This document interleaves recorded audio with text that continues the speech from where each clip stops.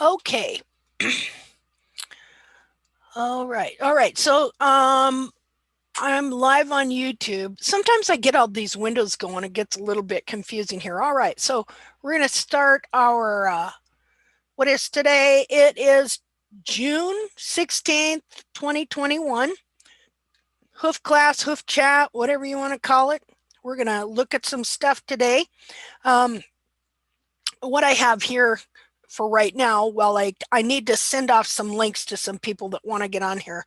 Um, what you're looking at here is just my horse's foot a year or so ago, rasped, cleaned up and rasped flat. And I'm just measuring it. But what I want you to notice is how thick the wall is and how clean the white line is. So anyway, that's what you're looking at there.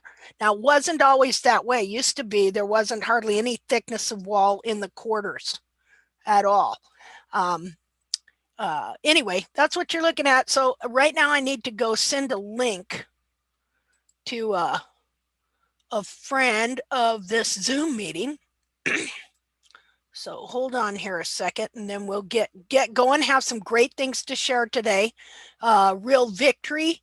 And I've been helping somebody. Well, we looked at that horse last week that they just bought him. They'd had him about a week and he was going in through a state of laminitis. He'd been too long for too long. And let me tell you that too long for too long can start mechanical laminitis. And then if they have some stress or they eat something, that just exacerbates the problem. So let's see here. Okay, so I'm got to get a copy of this meeting to send. Oh, wait a minute. I've also got to put the YouTube video on there. In fact, I could just send her a copy of the YouTube video and she wouldn't have to. Well, but the thing about it is you can participate if you're in the Zoom meeting, but you cannot participate if you are not. So it just depends. Let's see here. Where is this? Okay. Oh, okay.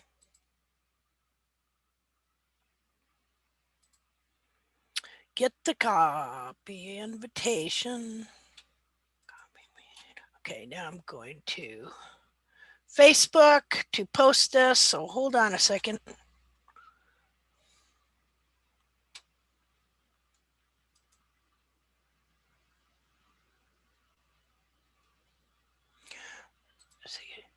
Sending this to Dodie, a copy, paste. There we go.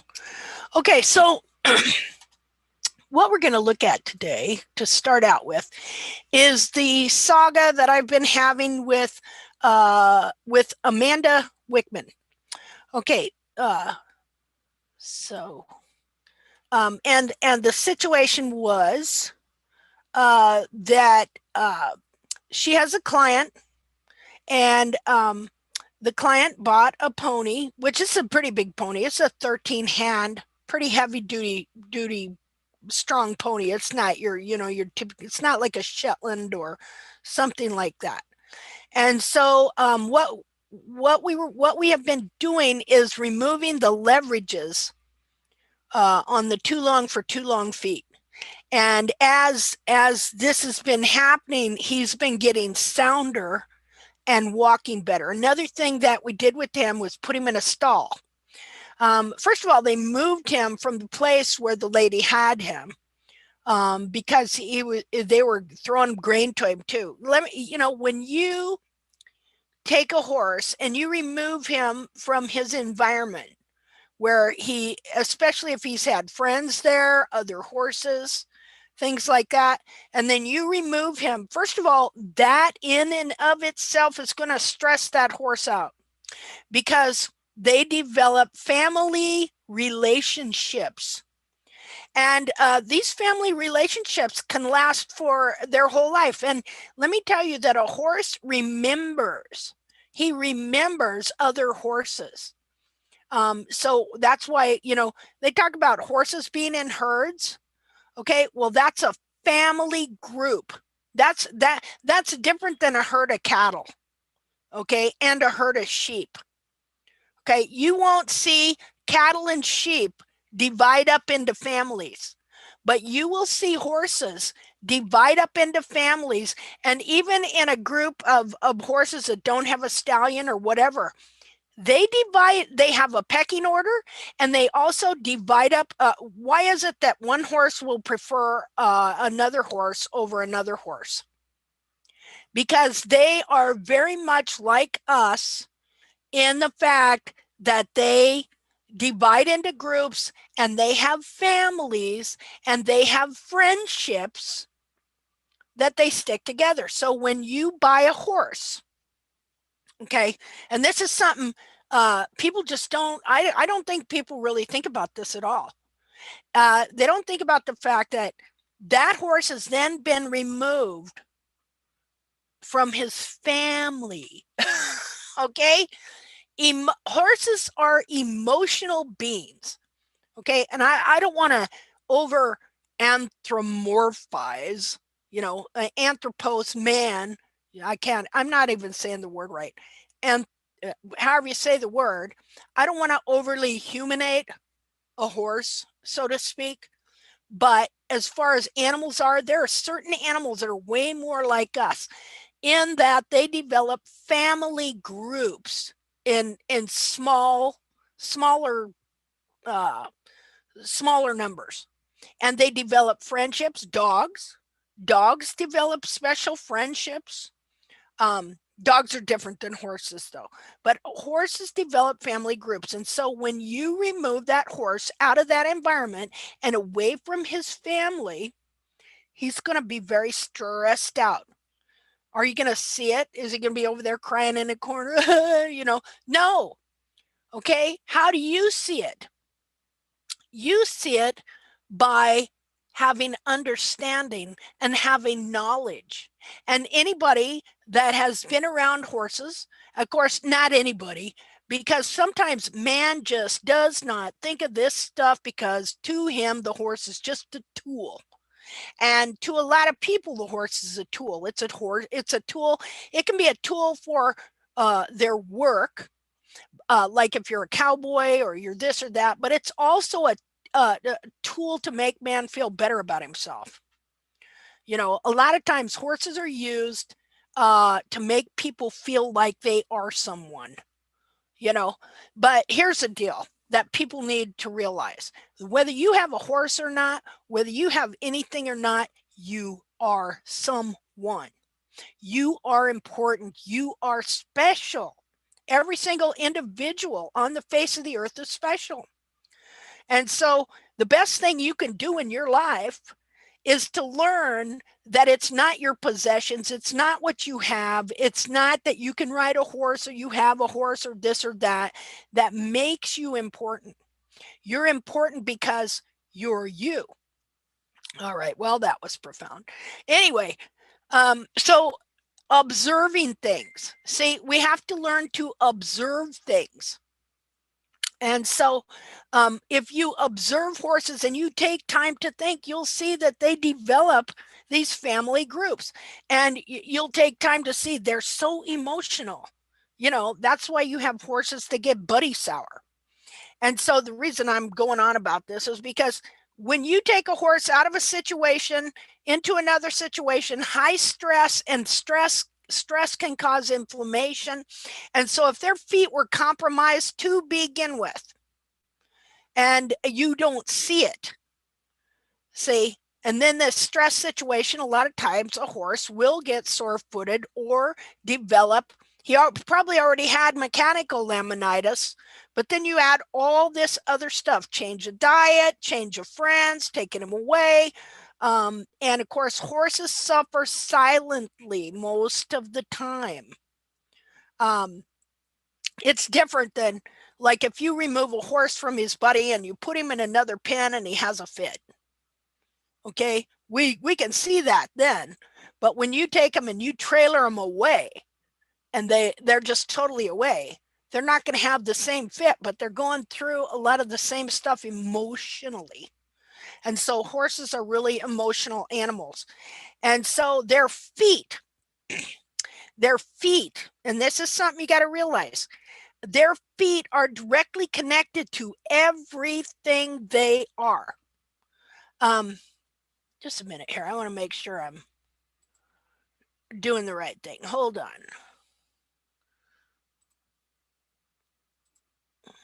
Okay. Okay, I'm still on there. Oh, hold on a second.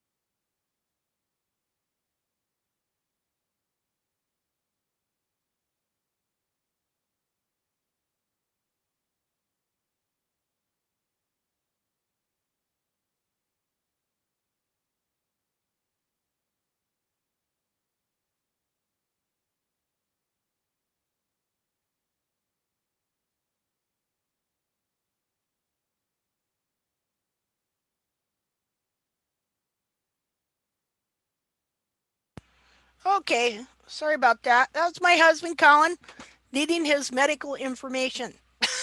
All right. So, okay, so where was I? Okay. So anyway, um everything a horse is tied up into his feet. And horses are very emotional animals, and so when you get a new horse or anything like that, you have to remember this and understand that his emotional state also affects his feet, and his feet affect his emotional state. Um, so, what we're doing here, by understanding the true anatomy of the horse's foot and restoring to the horse the foot he was meant to have, is that we're also healing him physically and emotionally. Okay, now people don't think horses get depressed, but they do get depressed, and they get, they have all these different emotions, and they can be oppressed and depressed over having constant inflammation in their feet, because their feet are tied into everything they do. They live on their feet, literally. Their feet allow them to run away from predators. Their feet allow them to express joy and happiness. Their feet allow them to carry them around so they can eat, everything like that. All right. So this horse that we're going to look at, okay, so what happened here was he was too long for too long. This started mechanical laminitis. Then he was moved into a totally new situation. And I don't think, I'll have to ask Amanda, but I don't think that they knew that he was as compromised in his feet as he was. And so, I'll have to ask her if they rode him, because he was a lesson pony where he was before, I think, or that could have been another horse. I got so many different horses. But anyway, so I worked with her, and this is something that we need to learn today too. Look, there is a certain way to address this toe on these horses, and I noticed that a lot of people don't really do it. And just a minute. And if you don't address the toe that way, you're never going to get anywhere. Because you're always going to be leaving the toe too long. You're always going to, and if you leave the toe too long, you're going to leave the pillars too long. If you leave the pillars too long, that's going to leave your quarters too long, and it's just going to be a vicious circle. You are never going to get anywhere. And for some reason, I don't know why, I have a hard time explaining to people what you are supposed to do with this toe. Okay. Now, definitely we measure the toe from the true apex to the white line. Hold on. I might be saying hold on frequently because I get to talk and my throat gets scratchy. I want to cough. I saw some movie where a guy dumped honey down his throat. Maybe I should try that. Okay, so I'm going to get on these pictures. And I'm going to try and explain to you what you have to do with these toes. Just a second.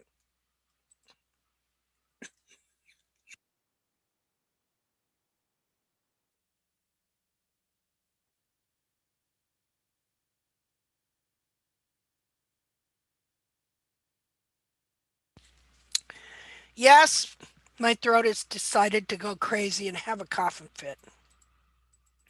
Okay. Let me see what I got on these pictures. Hold on. Okay, so here I'm going to show you how I've marked the toe. In this case, notice though, you may not be able to get a clean white line all the way around, but the one thing you can do is you can always bring the toe back to the white line.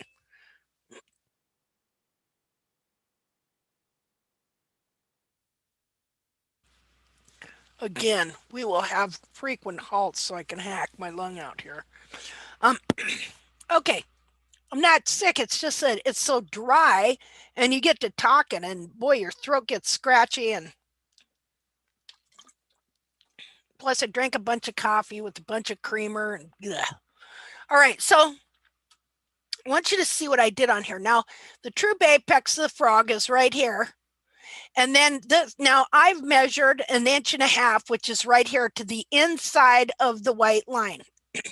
But one thing you can always do, no matter what's going on with your toe, like I had her trim this horse, and he doesn't have real stretched sole as far as I could see or anything like that. And so if you're unsure of a measurement, because this is a 13 hand pony compared to my almost 16 hand gilding here. All right. And so we have general measurements in the tacked mapping. And this is according to the inner foot. Just a minute. I got to show you something, another picture. Let me find it here. Okay.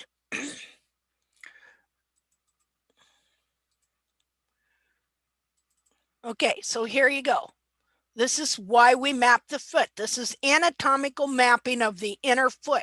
What we're trying to do is figure out where the capsule is located, what it's doing on the foot, and what we're trying to do is we're trying to trim to boundaries, and we are trying to define areas of the foot to get different parts back in the boundary line to hopefully get the capsule growing correctly on the foot so that the capsule is in weight-bearing equilibrium with this inner foot so that there are no leverages anywhere pulling and torquing the foot in one direction or the other.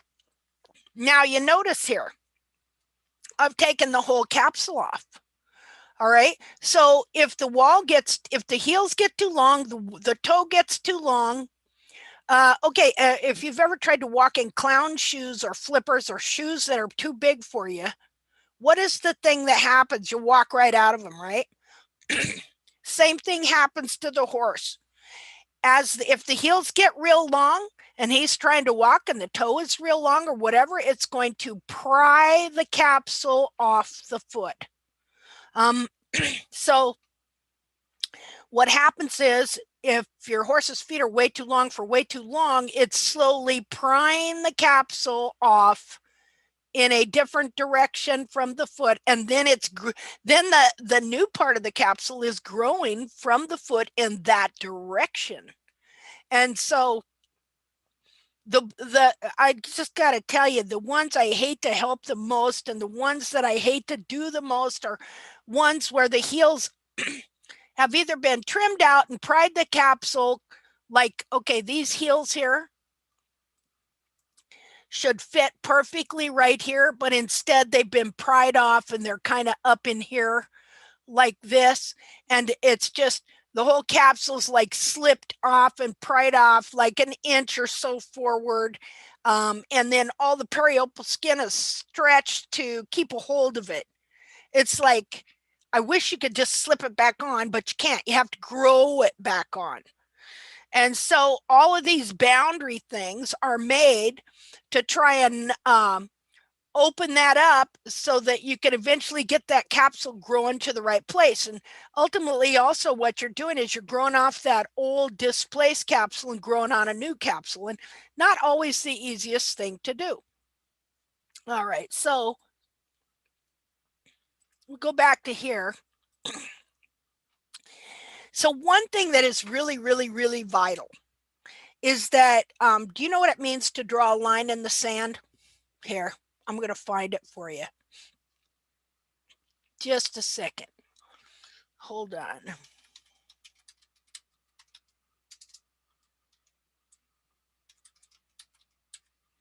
Say, draw a line in the sand. Just a minute here, new share. Here we go. This is what I call the toe.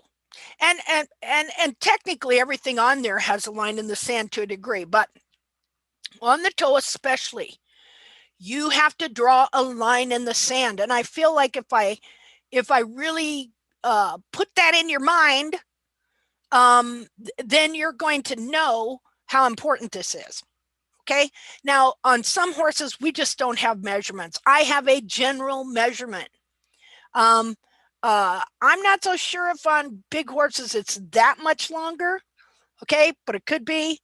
And definitely once you get down to ponies, it's going to be shorter, but maybe not as short as you might think, because what we're seeing is that these Shetlands have way bigger feet than what we have formerly thought. And the reason we think a lot of times they have these teeny tiny feet is because they're actually hoof bound. And so that's what I noticed on my pony.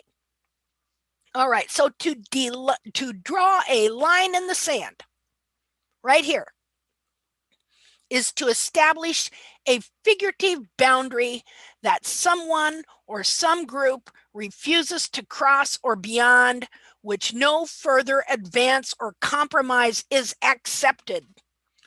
It says, like here, I don't mind my roommate being a bit messy, but leaving dirty dishes for me to clean up is where I draw the line in the sand.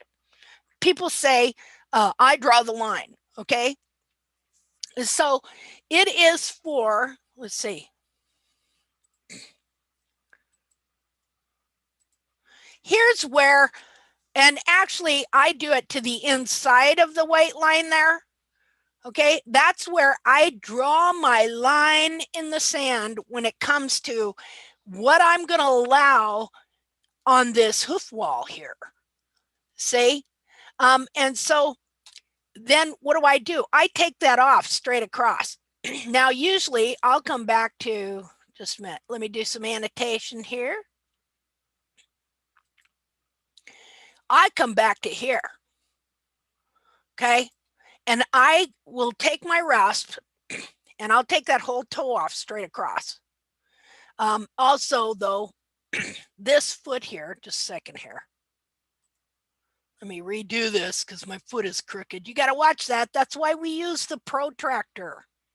Otherwise, you could have the foot a little crooked, and if I draw my line like this, it's not going to be straight, because see, my foot is like at an angle here. So you want to make sure, and you see I got these X's here, you want to make sure that you're taking that off evenly and straight across the front. Otherwise, when the toe breaks over, you're going to push his foot over to the side. You see that?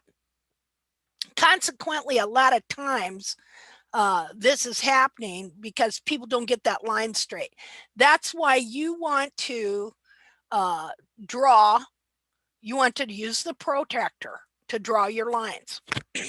Okay, just a minute here. So you've got to have a line in the sand here on this toe. Now, I particularly made this a little long. This is the outside of the white line, okay? But you can also come to the inside of the white line.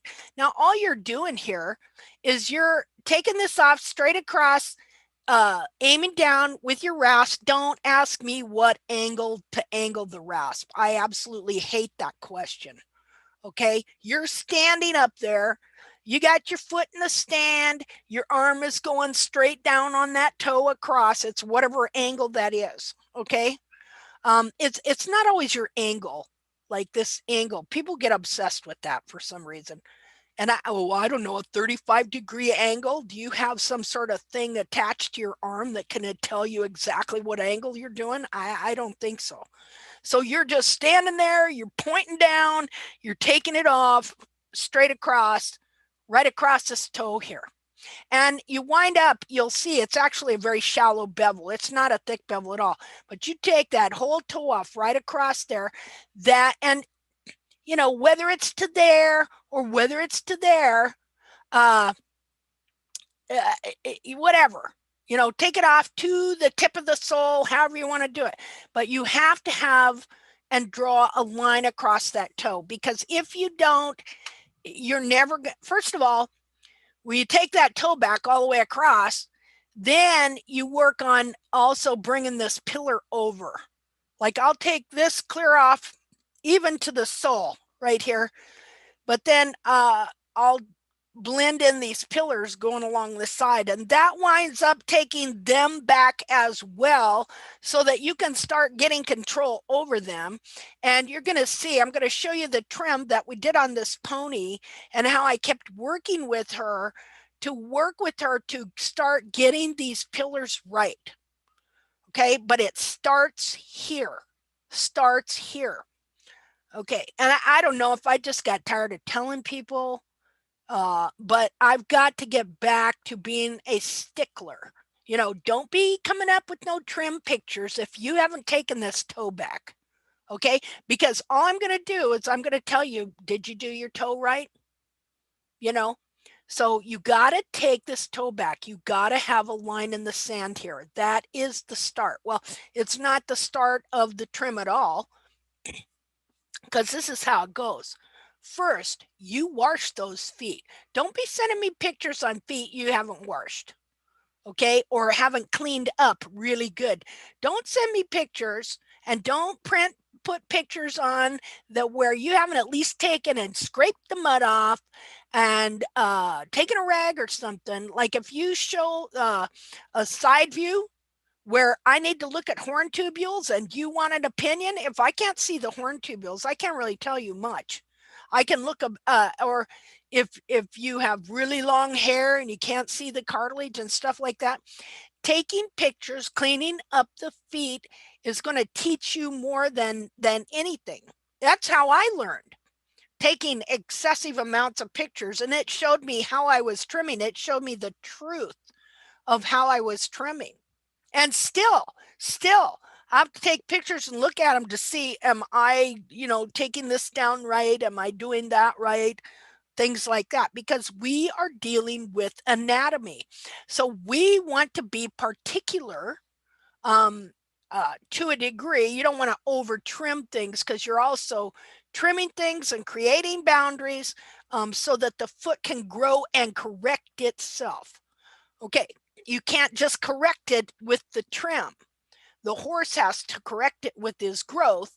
And what you're doing is your trim facilitates and allows him to correct and grow his capsule so it is correctly fitted so that it is in unison with his foot and weight bearing properly with no leverage that is prying the capsule off, leading to laminitis or navicular or tendon problems or stifle problems or back, neck, and brain problems and emotional problems and everything else. All right.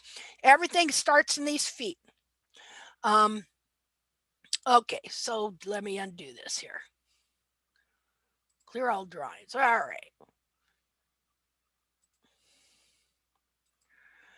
Okay. Okay, now you see I did bevel that off. You can see that wasn't much of a bevel, was it?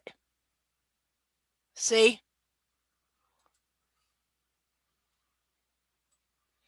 Why is that? Because now I would take and just slightly round that off, see where that little sharp edge is there. But what we want is now my walls are pretty good. They're pretty straight down and they grow down straight past the sole. So when the foot gets long, I can take it down like that. But a lot of you may have a wall that grows down like this and then it goes like that. Let me draw this. Just a minute here. I'm forgetting how to do this. Hold on. Draw. Okay, you may have a wall that instead of going straight down like this, it may go straight down, but then by the time it gets to here, it's going like that. Okay. And so, like on him, the wall grows down and past the sole like this. See, that's what you want. Okay. If you have this, we'll talk about some ways to deal with that. But you'll wind up still rasping the toe back so that this leverage is not on here. Now, I have some different ways of dealing with this, which we're not going to talk about now. But growing out flares, getting rid of flares, trying to get your wall so it grows straight down and past the sole right there. One thing we don't want to do is we don't want to thin down this upper wall up here. Oh, hold on.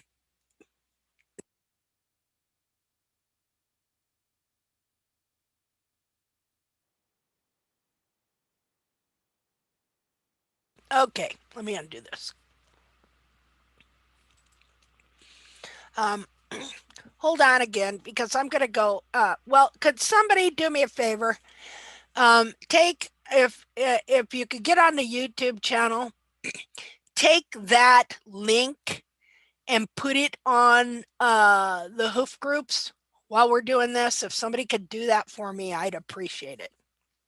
Otherwise, I'll just wait till we're all done and I'll post it and then they can watch it or whatever. All right, so I need to check something out here. Hold on.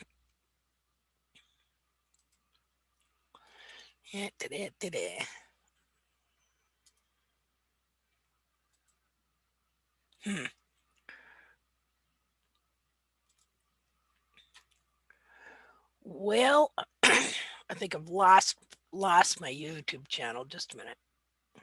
Let me do this. Clear all drawing. Oh, somebody else showed up here. Just a second here.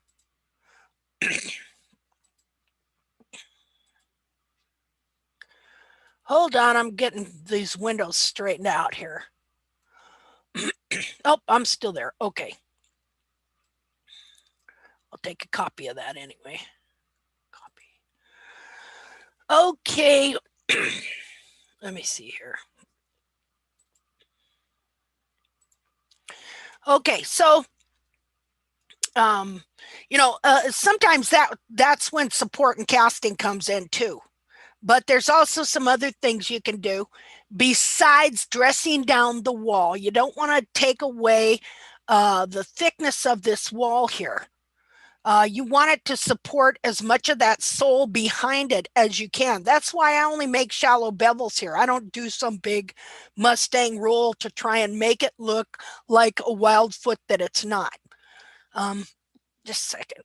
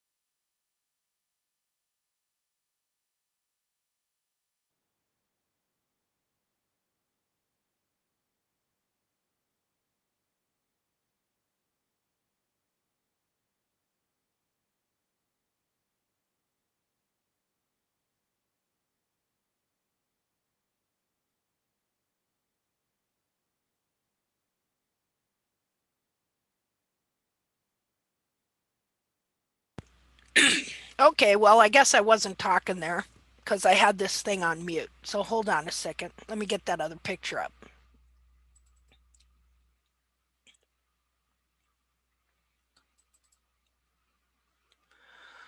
Okay, just a second. Okay, so there's the way it was. This is what it looks like, you know, without the line right there. See the white line right here in between the sole? Here's the sole and here's your wall. Okay, so in this case, I just took it back to the beginning of the white line. But most of the time, really, I'll just kind of roll it and take it back to the edge of the sole here. Okay, hold on. Let's go forward.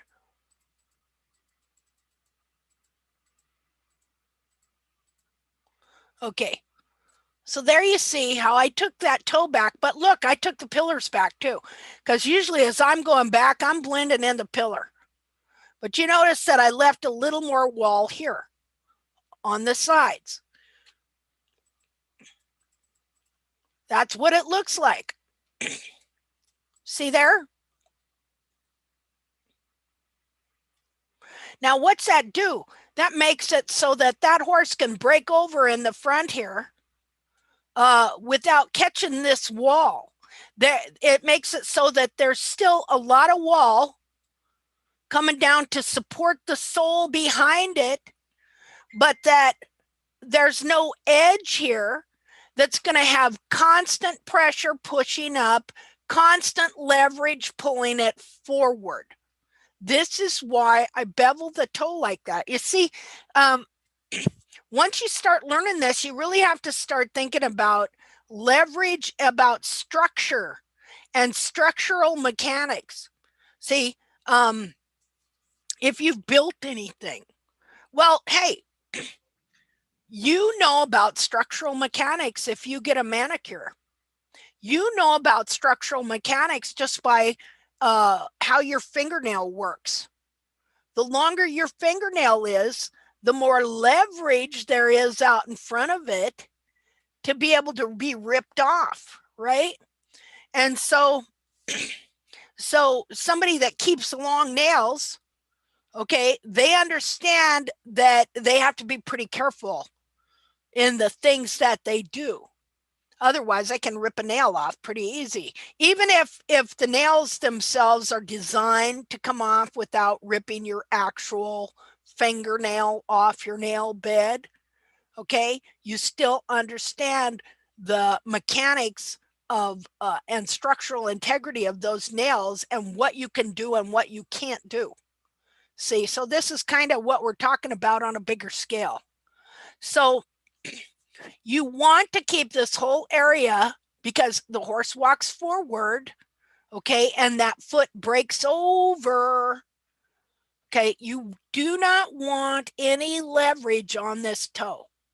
That is what made the dorsal wall on your horse curved like that to begin with. Over time, breaking over constantly in this area with it being too long, eventually it just curved over.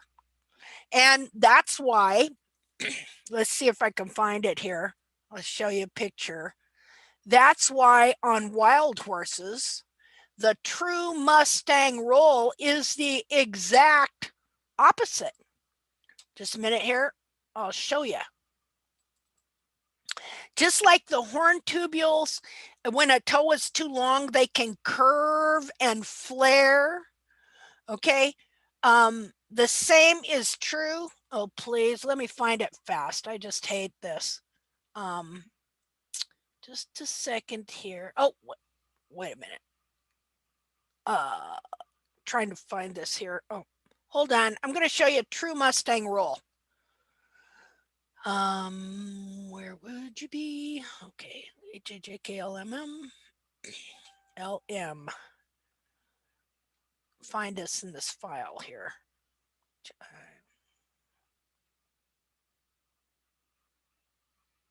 Okay, right here. New share. Okay, I noticed this from looking at this picture right here. Okay, see, this is my horse's foot. This is wild foot. This is the same foot right here. Okay, look at the horn tubules. I don't know if it really shows it on this one, but if you see, the horn tubules come down and they curve around like this. Now, my horse's foot don't do that. It just comes down straight and ends here. All right, but this Mustang, this wild horse, his horn tubules literally grow down like this and then grow around like that. Now, how great is that? Because that means that the very hardest part of the hoof capsule is coming down and curving around like this and protecting his toe. Okay. And so a Mustang roll is not just that the horse beveled his hoof wall like that. A Mustang roll is that colt got up, he started following his mother, his toes started rolling over, and it trained these horn tubules to roll around like this on his toe. How cool is that? Instead of like the domestic horse where we're training the toe to go curving out like this because we're keeping the wall too long. You know, this horse never ever and by the way, this is fair use, it's law. Haha. Okay, this horse never ever, his walls never ever got too long. All right, so that is the true Mustang roll. Okay, so this is why you want to start drawing your line in the sand where that toe is. No matter what, you bring it back to, basically you should be bringing it back to the inside of the white line. I could have brought this back a little more. Okay, let's go back to my other picture here. See, and what is this all about? See, I got to keep coming back to the whole subject, which is this horse that we're working on, which is this pony that we don't have measurements for, but I could look at the foot and tell, well, we need to bring that toe back to the white line and start bringing that toe back because he's been way too long for way too long, and the leverage is growing long and forward, and as he steps in that shoe, he's pulling it off. Because really all this thing is a shoe. Let's see. New share, go back. Okay. So in this case, in this trim back in 2019, I only went back to the outside of the white line, but really I could have come back right there to the edge, maybe eighth of an inch more. But irregardless, you see what I'm saying, that you got to keep the leverage off this toe. Okay? Got to keep the leverage off that toe. And yet you see from my other pictures that I also left wall. Now, I'm sorry, but you are in kind of a pickle if your foot really flares out. But I'll tell you right now that this horse, that his wall really flared out at one time. I should go find a picture of that, but it would take too long. Oh, maybe I'll do it anyway. Well, we'll come back to that at the end. We'll come back to that at the end because I want to show you this pony. Yeah, his foot was really flared because, see, I gave up in 2014. I gave up trying to achieve that wild foot because, see, I was taught by all the barefoot trims to take the heel back to the base of the frog or to measure it, which is what Strasser does, to measure it to 1 1/8 inch or to take it to where the periopal flaps ends. And this was all trimming out the heel. And of course, your horse is never truly sound. Definitely doesn't have the rock crunching foot they say you're going to have if you do this. And so doing a big Mustang roll and doing that, I did not have truly wild horse quality feet on my horse like the silent promise is of the barefoot movement. So I gave up in 2014. I didn't hardly trim my horse for a year or even look at his feet. I might have trimmed him once or twice just to get the long parts off. But then in 2015, I came back with a vengeance, and that's and about a year later, I discovered that we're trimming the heels out, and so here we are today, learning to restore the heels, restore the whole foot to the horse, so it can be like this wild horse foot that we're looking at. And which is, what is the wild horse foot? It's the natural foot. What is the natural foot supposed to be? It's supposed to be the foot the horse was born with, the foot the horse was meant to have. The anatomically correct. That's what this is. See? And so that's what the true natural foot is, would be the anatomically correct foot. Now, you can have a foot in nature where the horse has worn his heels out. Nature is arbitrary. Nature is not always good. She's an evil shrew, if you want to know the truth. She's an evil shrew that needs to be tamed. I think of her as William Shakespeare's Taming of the Shrew. You know, yeah, she's a shrew, and she kills things all the time, and she's not always nice. All right. So just because something's natural doesn't mean it's good. Okay. Let's see. All right. Well, let's go through these pictures again real quick here.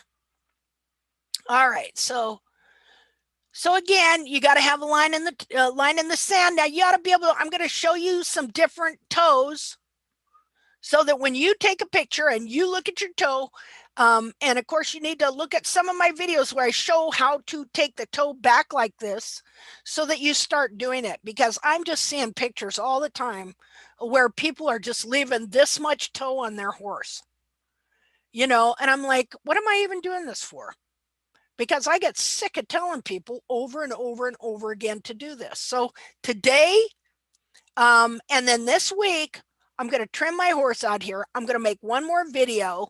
And by George, I sure hope somebody that's been here for a while doesn't come posting pictures again where they did not take off this toe. Because this is the line in the sand. This is the first thing besides pictures and cleaning up your feet. Okay. And of course you do the mapping, but again, not everybody has the standard size horse. So I'm going to show you on this other horse what you do with this toe. So there is no more questions about it. All right. Let's see. Let's keep going. Okay. So that's before the trim. And that's after the trim. And that is before I mapped him. And I was just checking out. See, he has really nice thick walls. So you understand now that you got to draw your line in the sand right here, and you have got to get that toe off so that it is not leverage pulling your whole capsule forward. All right. Okay, so now I'm going to end that, and we're going to go find the pictures of this pony of Amanda's. Here, just a second here.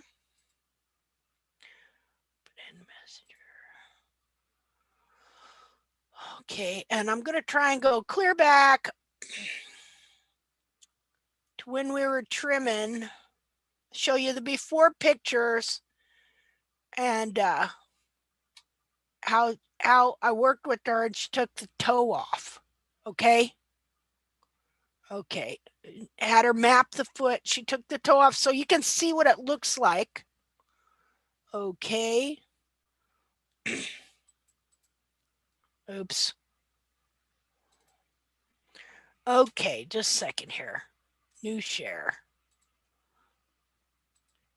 Okay.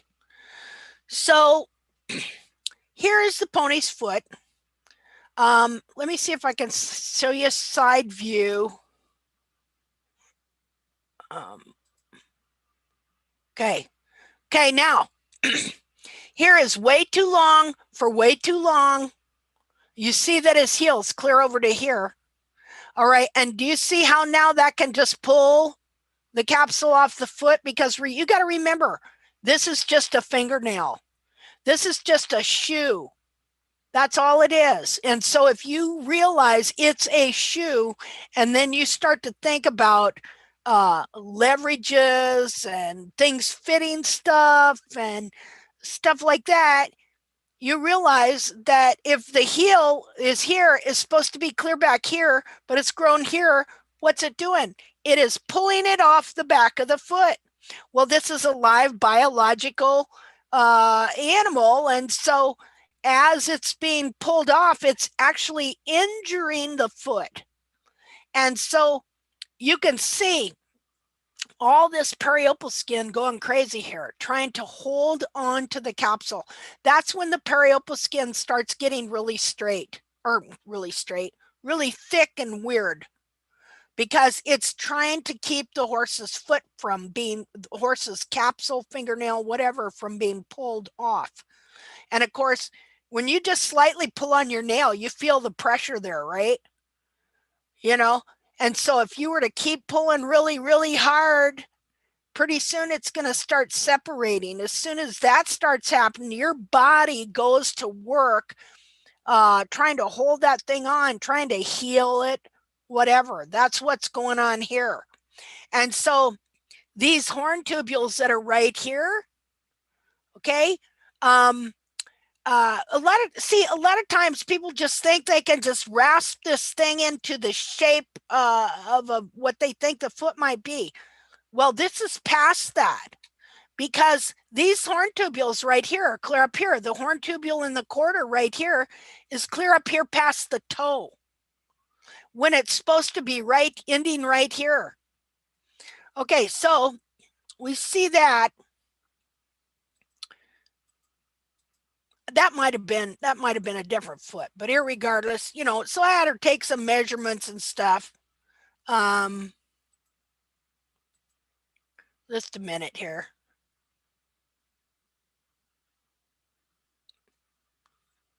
Just a second.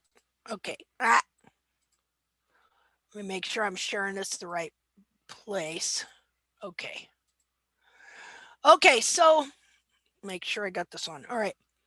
All right, so let's go this way. Okay, now do you see here how these long heels are pulling the whole capsule off this way? See, and then this periopal skin stretches. You can see that the hairline is pulled down this way. The frog, stay, looking for that word, has been pulled clear down into here when it's supposed to be right up in here. See, so you see how much of the hoof capsule has been pulled off the foot that way. You know, so like, what do you do? Okay, so here she has mapped the foot. Now, remember what I showed you in that other picture? Just a minute here. Let me get on that picture.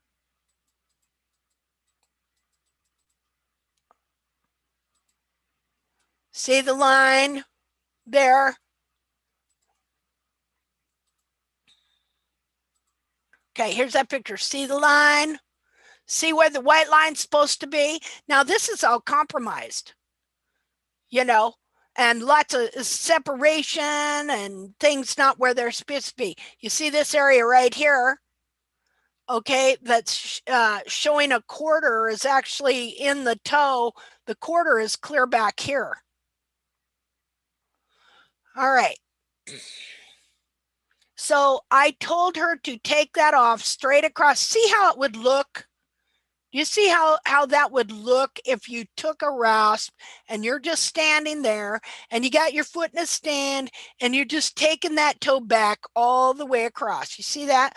But she showed me that picture and I said, well, you didn't do quite enough.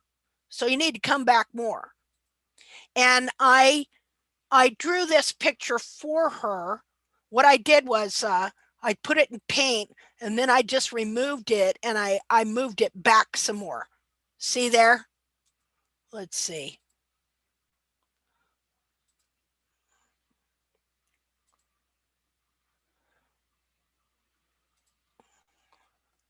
Just a minute.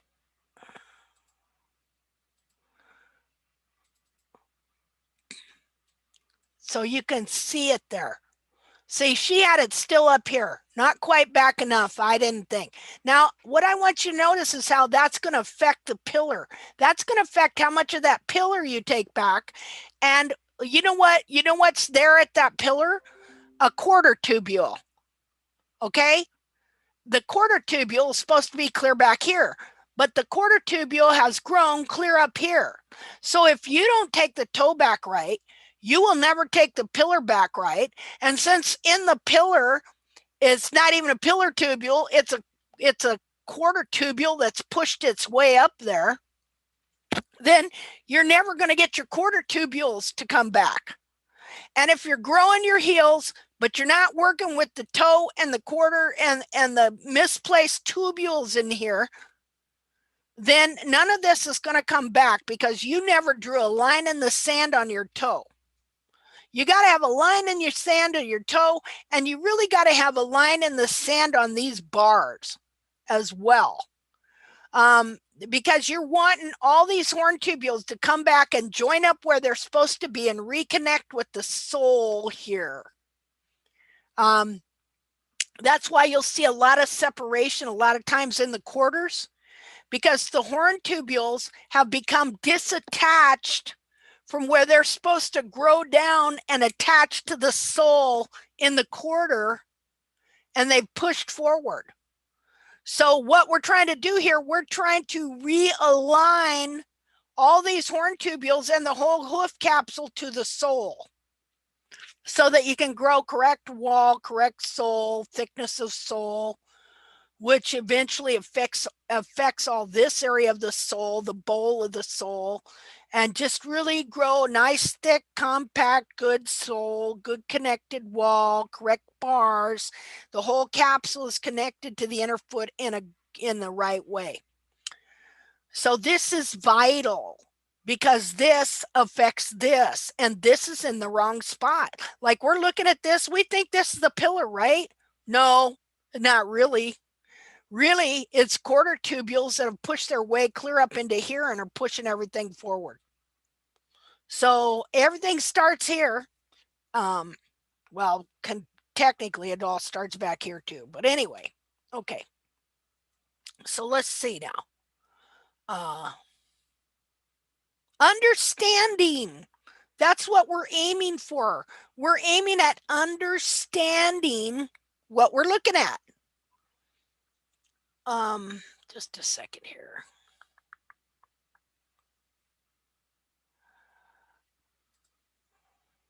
Oops. Go back to here. Okay, so then I had her take more off, mark that up. Then she went and marked it up, and looky here, she took another picture. Now see that? How she's right here in the very center of the toe. She is all the way back to almost the inside of the white line to the sole. Now, if you were to take a picture of that from the side, it's not going to look like that much. But for some reason, everybody, I don't know, I've showed it in multiple videos about taking this toe back.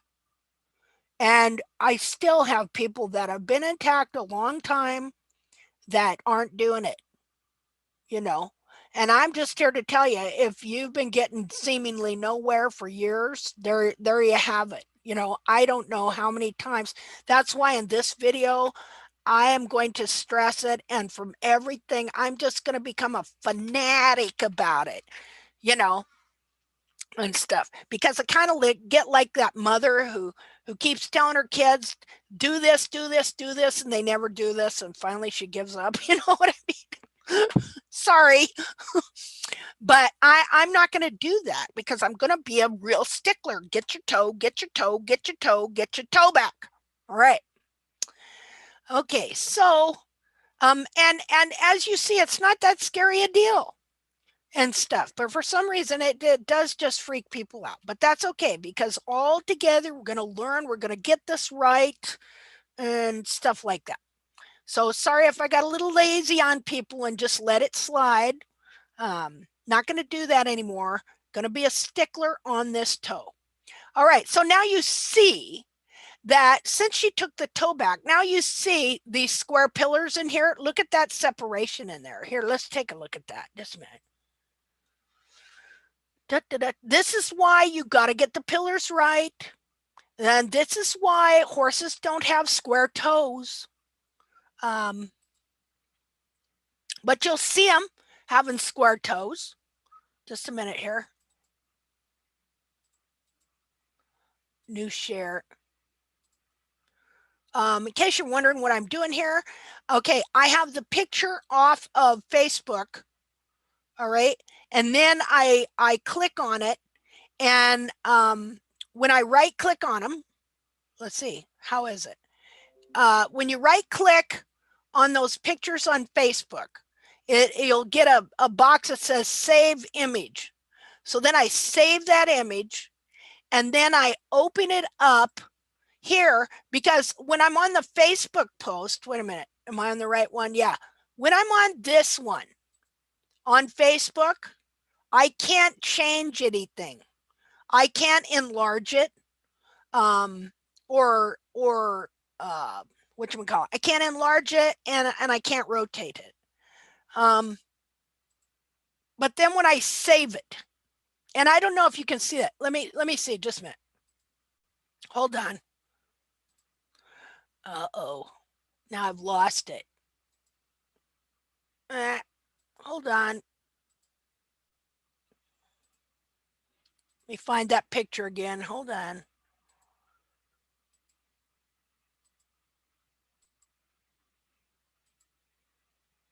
Okay. This was it. Okay, so now I clicked on that. Do you see a box there? Can somebody talk to me? Yes. Okay, you see the box? Okay, so then when I hit save image, right there, did it bring up a white screen? Or do you still have the other? Nope, we're on your white screen. Okay, then you just hit save. See there? And but do you see, did it bring up the picture that I saved? Mm-hmm. Oh, okay. I didn't know it would do that. I thought I had to keep changing it. Now, if I click on it, did it make that picture bigger? I think you're still on Facebook picture. Okay, so see, I'm still on the Facebook picture. So then I have to go to new share in I have to go to new share in the Zoom box and click on that picture, and then it brings it up. See there? Okay, so then I can make it bigger. See there? Or smaller, or I can flip it around. Sometimes also it is good to take these pictures you have to put them, see now, I have the old Windows Photo Viewer, which is the best as far as I'm concerned, because you can flip it around many different ways there, and you can make it bigger by your little roly thing that's in the middle of your mouse. See? And one thing that I think is good is to flip these pictures around, because you can see, I can see things at this angle that I could not see at this angle as well. And so one of the things I see at the other angle is I see the bars better at that angle. I'll show you. Okay, when I look at this angle, I can see the corner of this bar there. See, you don't want that there. See, by leaving little things like that is going to keep your feet from correcting. Notice how this heel comes over and then there's this big weird turn thing going on here, and this heel's all flared out over here. And this heel has also become a lever pulling the whole capsule off the back of the foot here. And so you want to make sure that, and also look, here's another thing, mapping to the distortion. Okay, this bar was mapped actually to the distortion. You got to make sure you're not mapping to the distortion. So you want to get your toes right. You want to get your heels and bars right, especially the bars. The bars. Okay. Well, actually, I wonder why she did 2 lines here. Well, regardless. Okay. Just a second. I got to take a drink of water.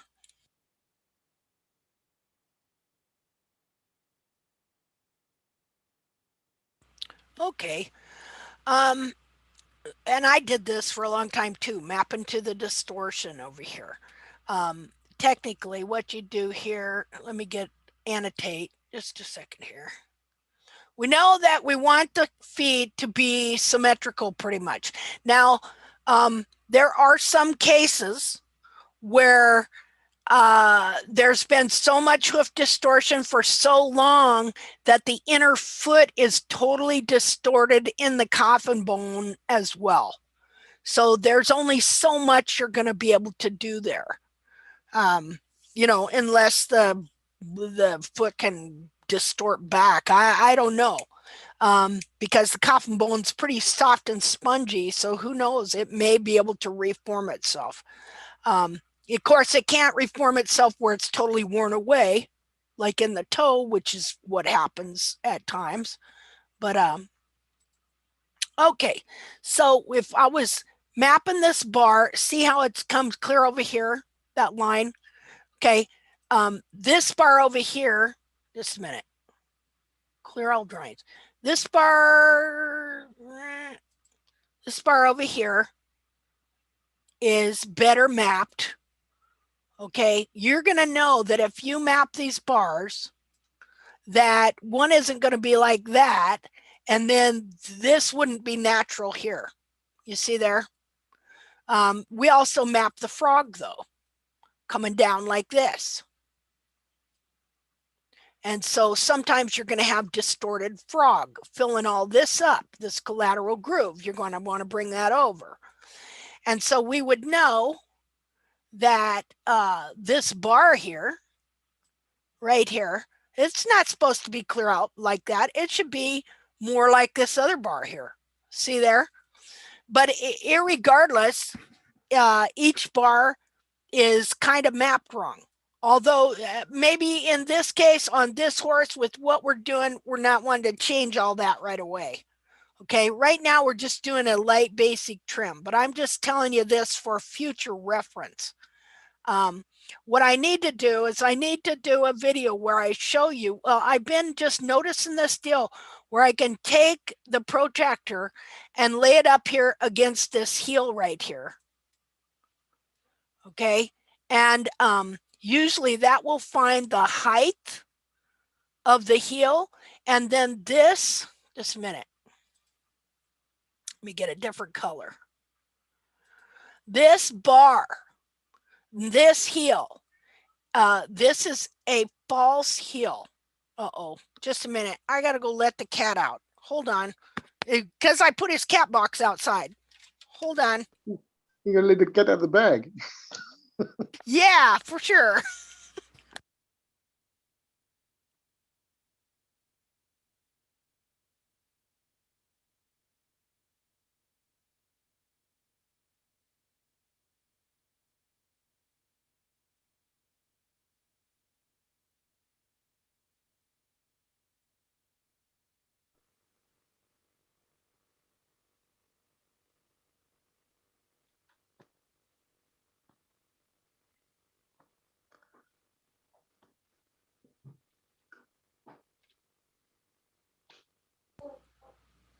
Okay. All right. So The cat's boundary. out of the bag. Yeah, the cat's out of the house for sure. This is a cat I rescued to be an outside cat. Ha ha ha. All right. Cats are real opportunists. Let's see. Okay, so anyway, you've got your line in the sand that you have to draw here. And you also have to start creating certain boundaries with these bars, or your heels will not be able to move back and come in. And so there's a kind of a balance there too, because this here, what you're seeing here, is basically where your heels have been pulled off to. And so like this heel right here actually belongs clear back here, but it's been pulled and wrenched forward to here. And so as that has happened, the bar has grown forward and over into it here. So you cannot allow this bar wall. Let me undo some of this stuff here.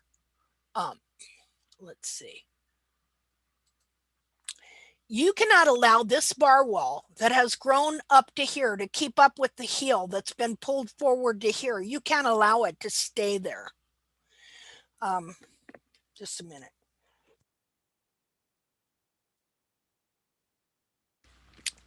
Oh.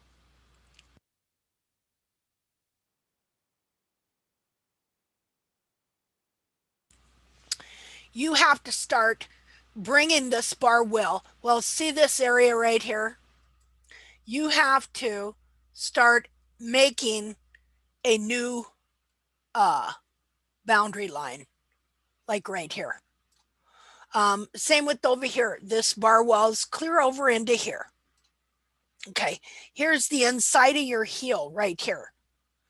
You have to start redefining all this right here, where you're going to bring that over to. And like I would come in there with my knife flat and my hook up against this wall right here, and I would start taking this out until I came clear over into here, and I had redefined this heel and this bar. And that gives it just a little bit of opening. Now what'll happen is you got your heel right here. Just a minute here. Let me undo this again. So you're going to redefine this over to here, and your bar here might be a little lower than your heel. There's going to be just a little ledge right here. Okay, but see, that is what gives the heel room to move and change and move back. Because in reality, if this capsule was fitting the foot, these bars that are now grown clear up into here, okay, this bar, you see where this bar wall is right here? Okay, that would be actually in reality clear back here, and your heel would be clear here, and your bar would be here.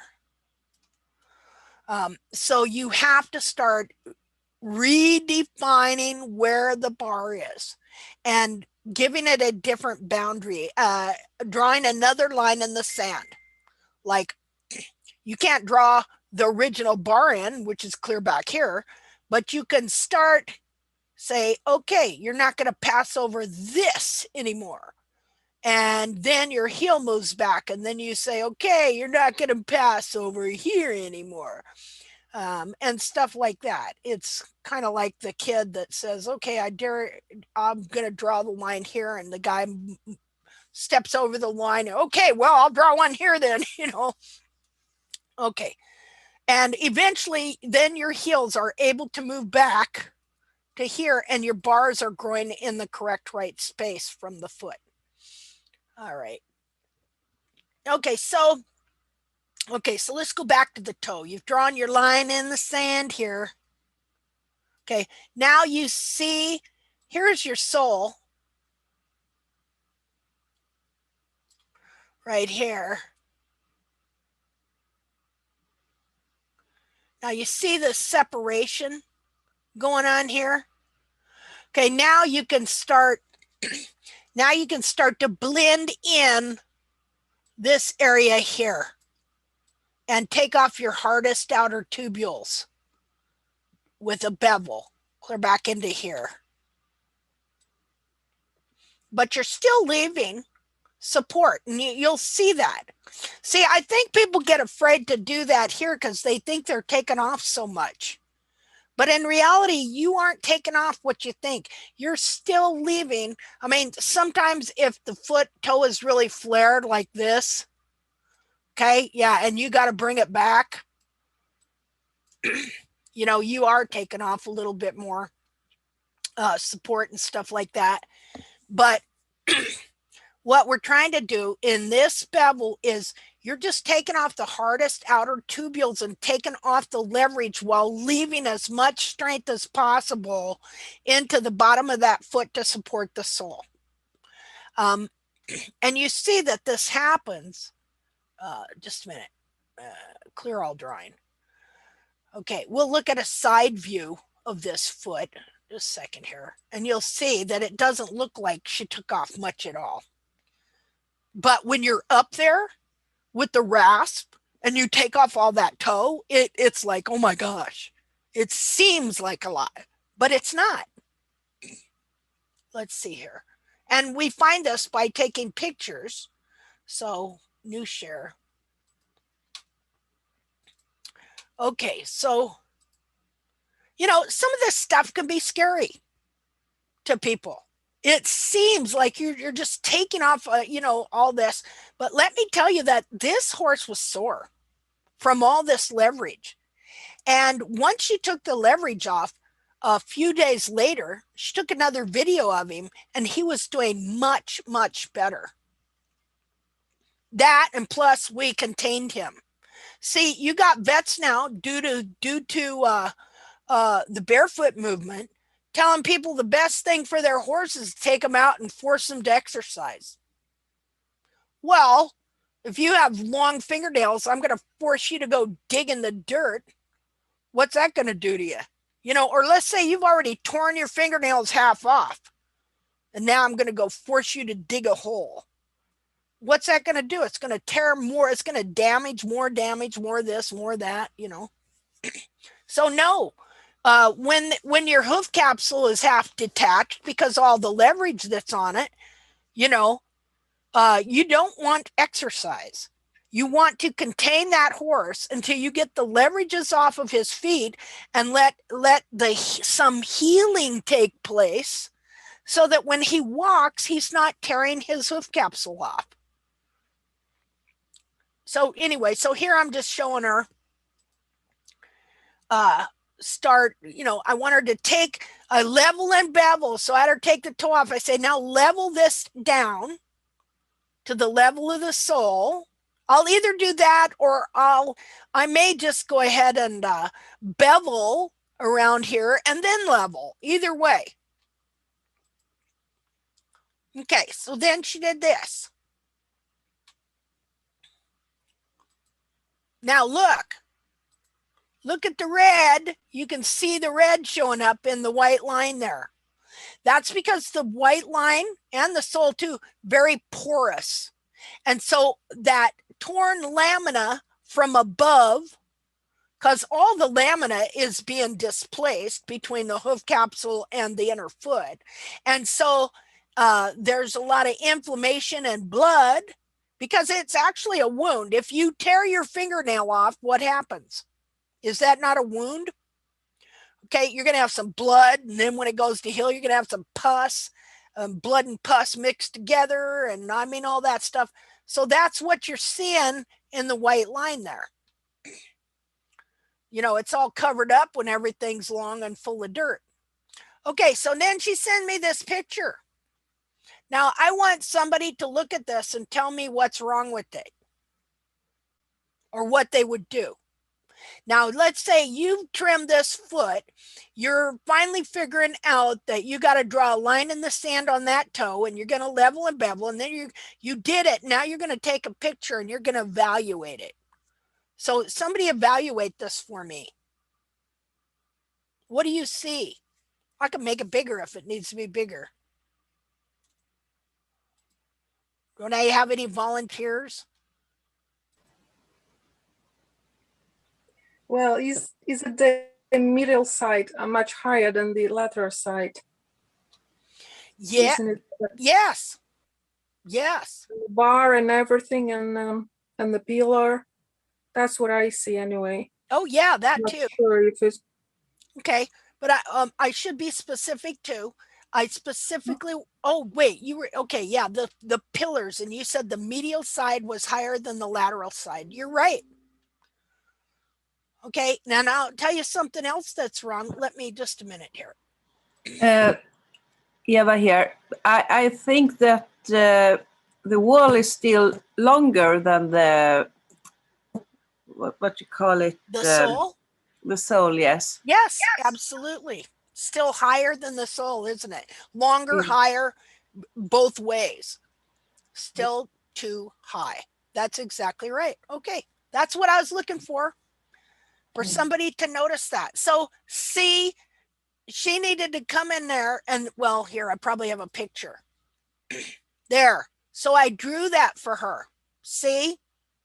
Now I'm going to show you a picture here of my horse's foot looking in that direction. Just a second here.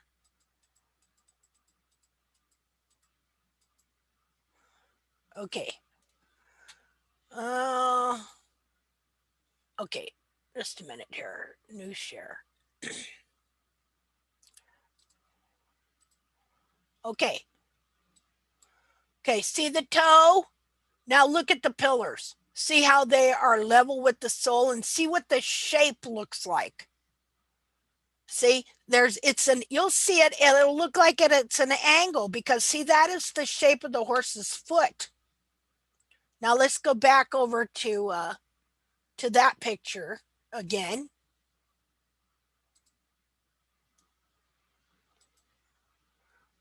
And okay, see that, how it's high? So she did take it down some, but she did not take it down enough. Now, I want you to notice that a horse's foot is not shaped like this. Okay, because what we're doing and why I would want you to take this down and work on getting these pillars correct. And of course, you don't want to overdo it because sometimes the wall has to move and stuff like that. But from the sole,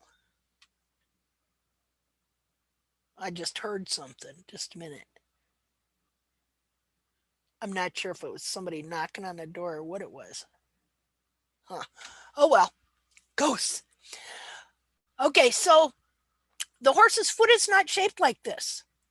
And because I understand the shape of the inner foot, now what if you had it like this on this horse? His sole is lower than the wall. But what if the sole wasn't lower than the wall? Okay, because this happens too. The sole could fill this area up and you didn't realize it. And so you think that you're trimming the horse's foot to the shape of that inner foot, but you're not. You are in reality still leaving pillars high, because, and that's when you're going to see these feet that are round or square. Because see, this is another thing that could happen. The sole could fill this area up and you wouldn't realize it. And so then you would always be leaving this area long or high. See, it's actually both. It's both long and high. Okay, and so then your capsule and everything is taking on a shape that it's not supposed to have. Your horn tubules that are here are never going to come back. See, these things and not understanding the shape of this foot. Let's look here. Just a minute. Oh, I don't have that picture here. Well, we'll go back to here. See the shape of this foot? See this area here is very difficult for, oh, somebody's at the door. That's scary. Okay, I'll be right back.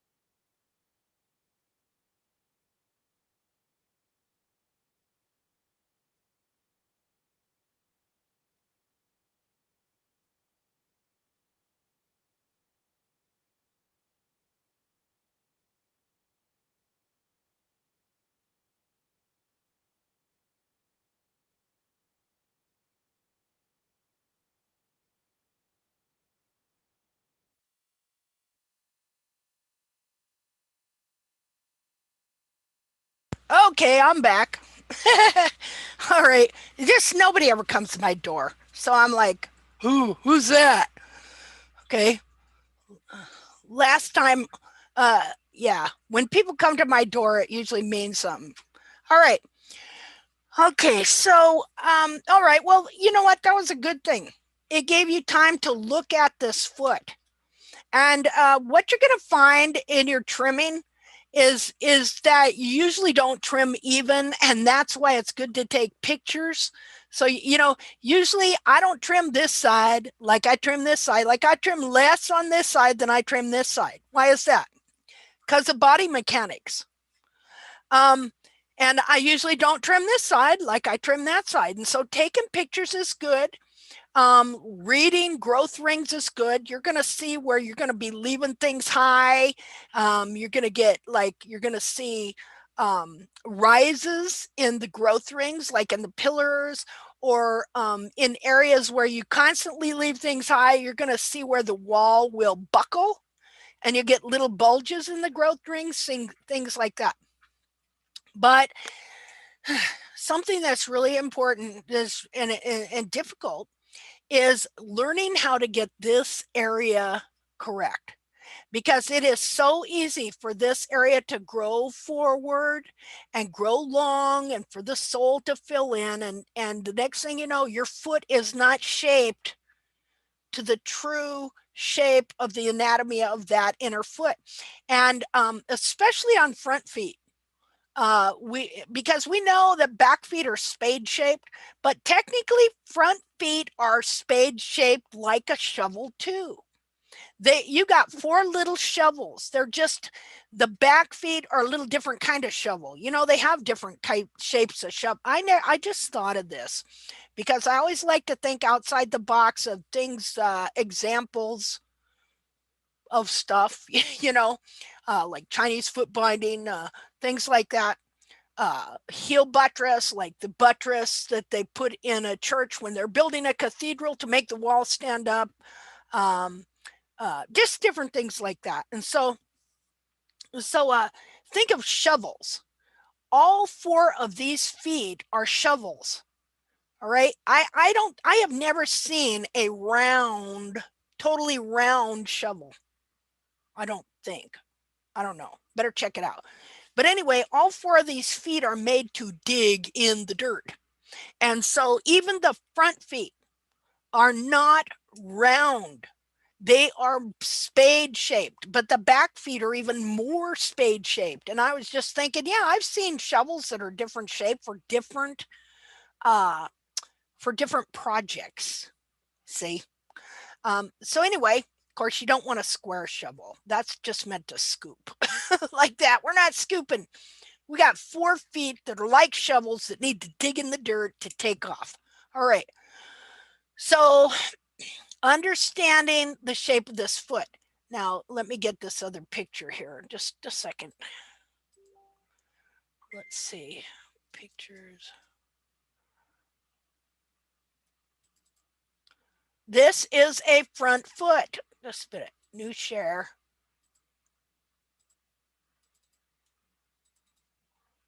This is a front foot. Look at the shape of it. This is not a back foot. This is a front foot. Okay, it is not round. Their feet are not round. So there we go. See there? I can show you a back foot is more straight here, not kind of angled like that. It is a little more straight right in there. Okay, for digging, but all the feet have to dig. You know what I mean? All of them have to dig in and push off. So that's why they're more shovel shaped and round. So you and I have to learn how to trim these feet to where we can get the actual shape of the foot correct. You know, and a lot of times there's growth and things like that and wall jamming and stuff that has to be worked with at the same time. Okay, in order to get it so it's shaped like that. All right, so let me go back here. All right, so let's go back to our example here. Just a minute here.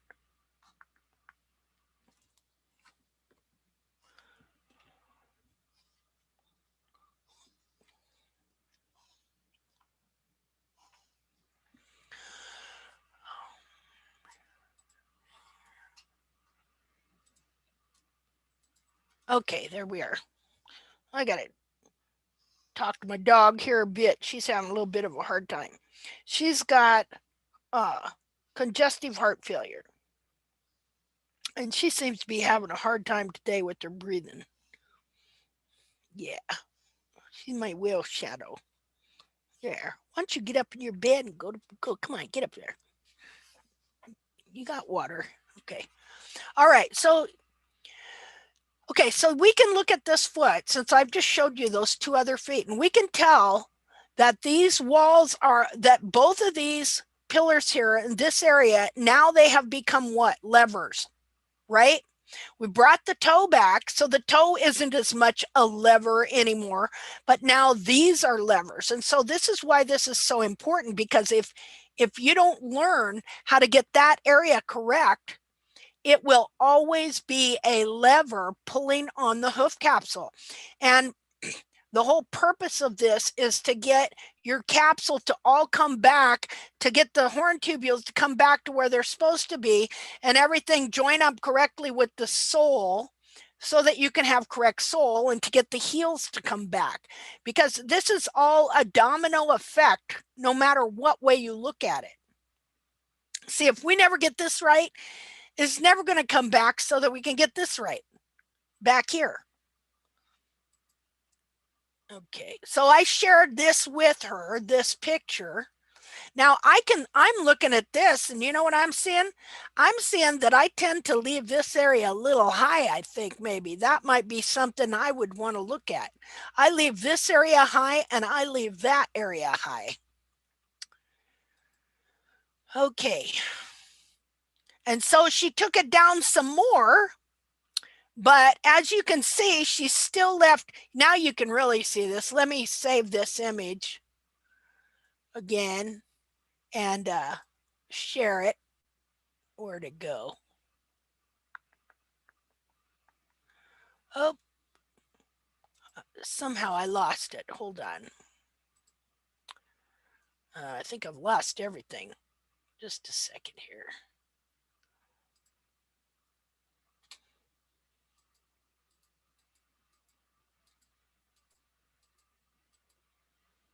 Okay, a second. New share. Okay. So let me save this again.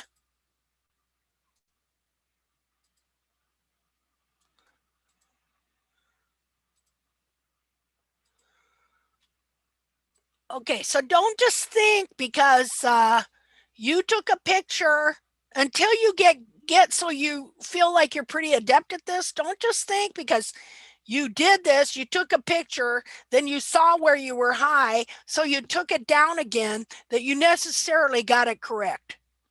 Take another picture. See, don't think that you have to do all 4 feet in one day. You know, a lot of what you're doing is not the object of trimming the horse, but it's the object of you learning to trim the horse. And so take pictures as you go through your trim. See, once you learn the principles of what you're supposed to do to get the boundaries correct, okay, and start it out so that the foot can start repairing itself, then start, because this is what I do. This is how I learned. And so this is a part of this trim and teaching you to do this too. So then, you know, come in and take some more pictures. How did that work out?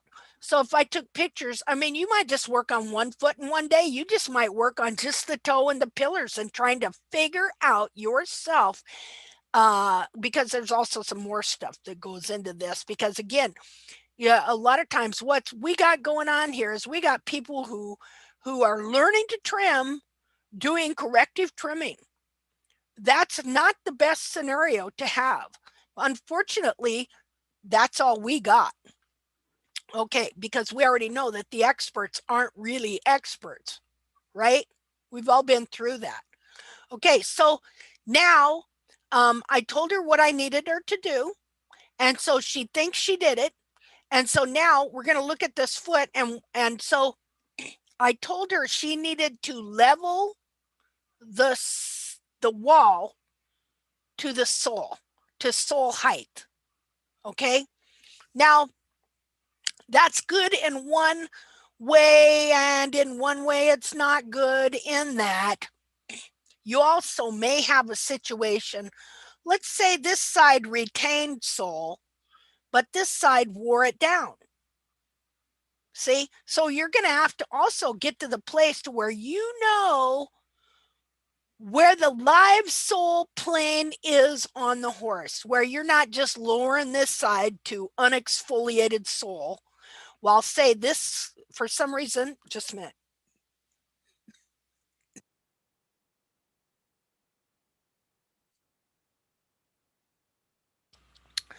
Oh, just a second, had to cough. You're not, like, say, for some reason he tends to wear his sole out on this side, but say this side don't. So yeah, you want to lower the wall to the level of the sole. But another thing you need to know is on this side, is he retaining sole? Is it non-exfoliated sole? Because see, if you just took this side down to the level of non-exfoliated sole, you're still leaving this side high.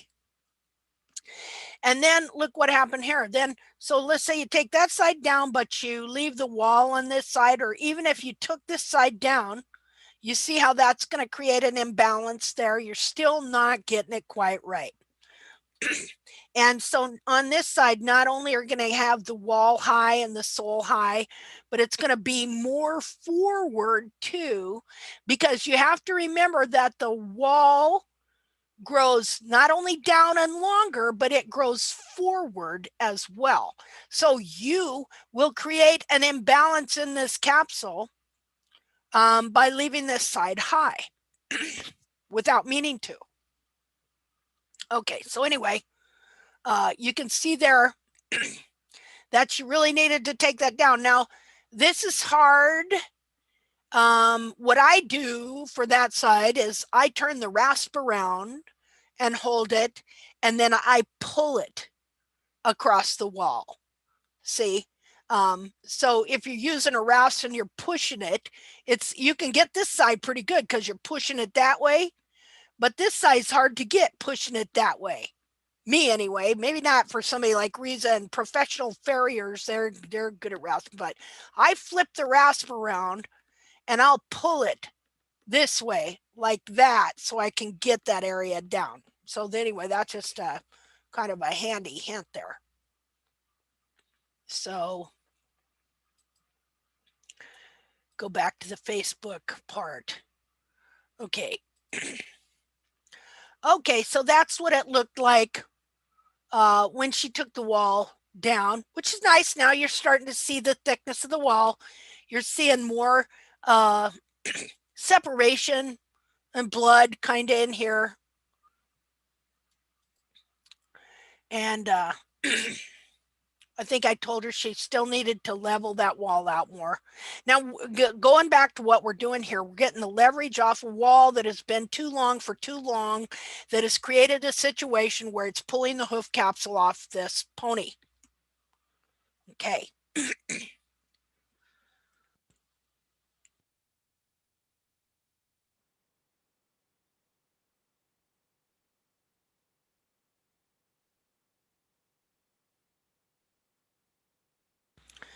Okay, so I marked it up some more. Then in this area here is needing to come down.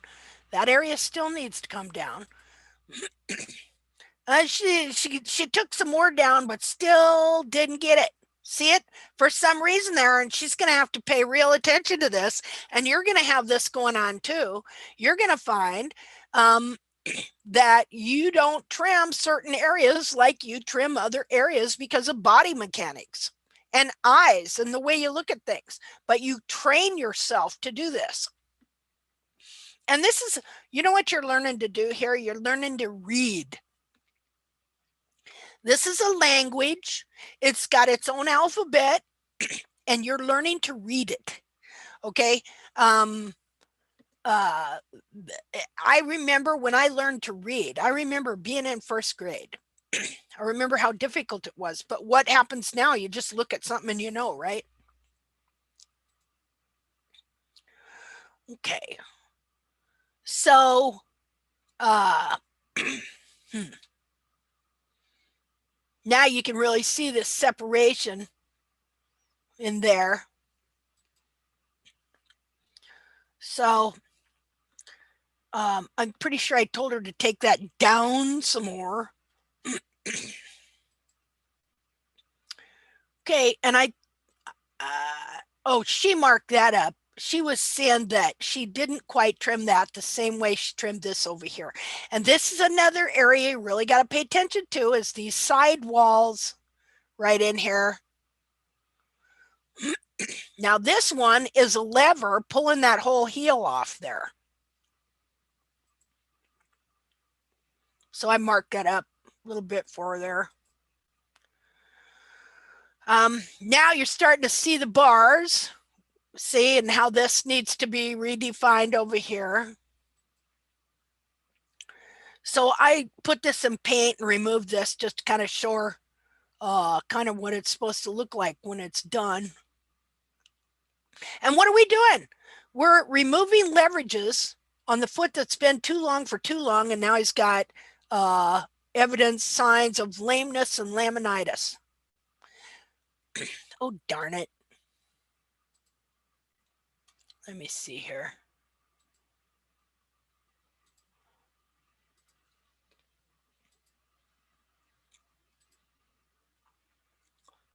Okay, looking better, but still, see, she just has a real bugler stickler of a time taking that area down right there. So I marked him again. Now I'm seeing even more. Marked it again.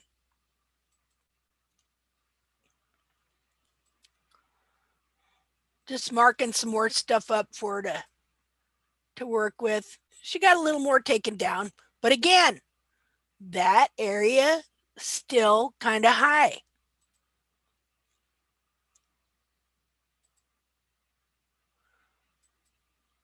Oops.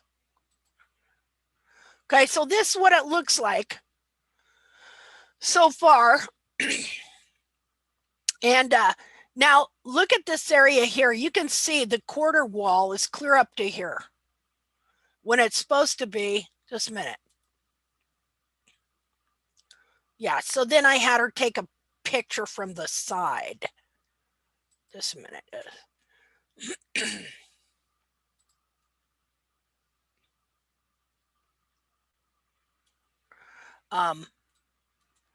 Let me go back.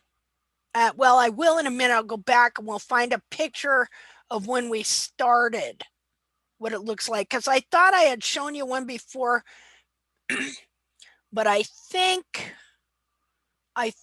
that was, oh, wait. Okay, I got one right here. Just a second. Just a second. Okay. I went back and found what she started with and where we are. Let me get this on here to make it bigger so we can enlarge it.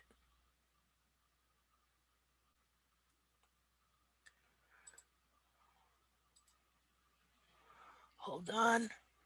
Share. Okay. So here's where we're at so far. Now, remember, this is the quarter. If you look at the foot from the bottom, okay, is this what they, hey, Riza, was this what they call forward foot syndrome? Well, I don't know. I just call it a long foot, like Yeah. a foot. The whole foot is everything is shifted forward. Yeah. I mean, Okay. you can see even by the growth rings, it's moving down at a different arc. Yeah, looky there. Yeah. You know, so you see here, yeah, but see, when you look at the bottom, it almost looks normal from the bottom if you didn't see how it been being pulled off. When you see that in the bulbs in the frog, but when you look at the bottom, it almost looks like a normal hoof. But then you don't got, see that.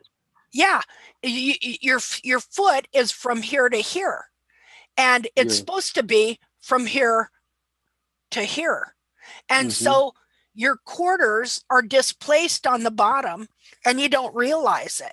Because see, people just look at the bottom of the foot so much, then they're not looking at the side of the foot, and they're not realizing that this foot here, okay, has slowly been gravitating forward this way, out from under the actual real foot of the horse. Yeah. Okay. Let me annotate here a bit. Okay, so let's follow a tubule, quarter tubule. Looky there. Okay, and where's it supposed to be? How about right there? See, in alignment with the real foot. Well, what about here in the heel? Clear under here. Where's it supposed to be? Supposed to be like this. So your heels that are right here are really supposed to be here. And your quarter, which is right here, is really supposed to be back here. See? And so in the trim, we're trying to take everything back that direction. You know, so on the bottom, when we look at it, the quarter looks like it's right here. Okay, now on the new trim, it's moved back a little bit, see? To right here, but where it really belongs is right about here. See there? So ultimately, just a minute, let me undo this here. So this is why you have to draw your line in the sand on that toe. And of course, we took it back some more after this too, because also we're looking at length from here to here, which is like 3 1/8 inch or something like that. So I told her to go ahead and take that down more to there and then rebevel it again. See? Rebevel it again. And then, of course, what would happen when you do that? You adjust your pillars again, which are going to wind up. Let me see here. You're going to wind up taking this horn tubule in the quarter that was jammed up clear to the pillar. By the time it's all said and done, you might get it back to about here. See, which is getting it closer into alignment with where it eventually needs to go. See, right here, it was up here, but as you took the toe back and then adjusted the wall, it came back more. See, this is what is happening. And of course, you bevel it. First of all, you need to know that there's so much separation going on here, and there's force. There, even though the hoof capsule is being wrenched off the foot's wanting to pull it back on. And so a lot of times what happens is when you relieve this leverage that's pulling that hoof capsule off, is that foot will start sucking that stuff back to where it's supposed to be, because that's part of the healing process. Okay, so let me clear all these. Okay.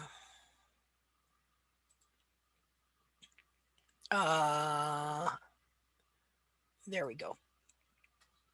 Okay, so is this the same foot and the same day? I don't remember what happened here. This might have been the next. Is this the same foot? I can't remember. I don't think so. I don't know what's going on now. Wait a minute. I'm lost. I just got lost.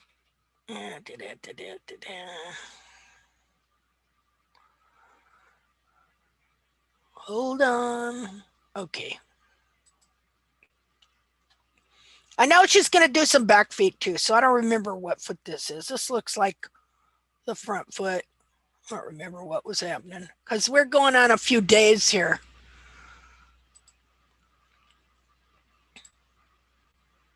Okay, so this is him.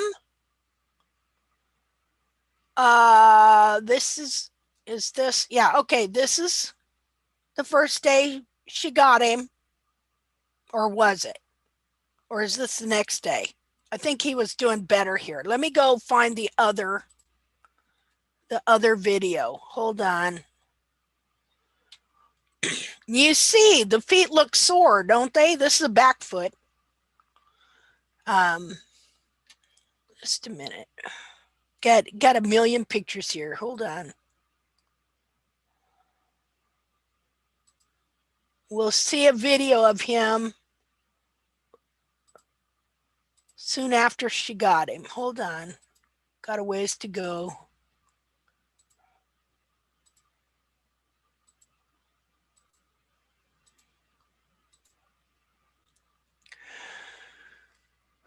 Okay.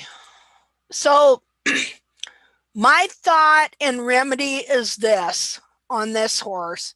You try and get some of these leverages off that are creating this situation. I mean, here on this foot, you can see that the heel's clear under here, just wrenching the capsule off the back of his foot.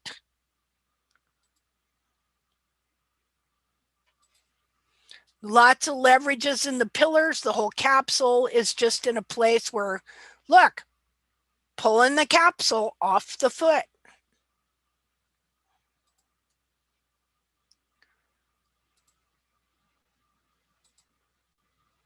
Okay, here is Charlie.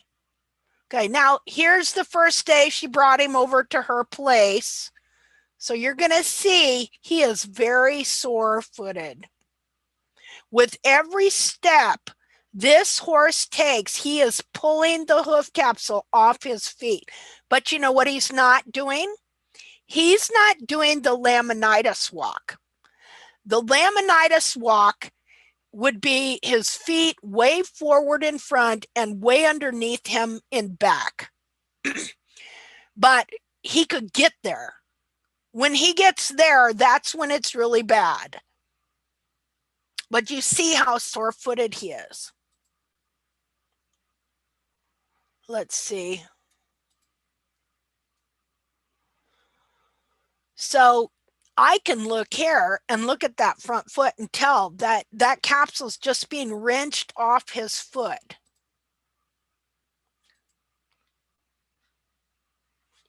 So, okay, going to look at him again. Then we're going to go look at him a day or two later after he's been contained in a stall.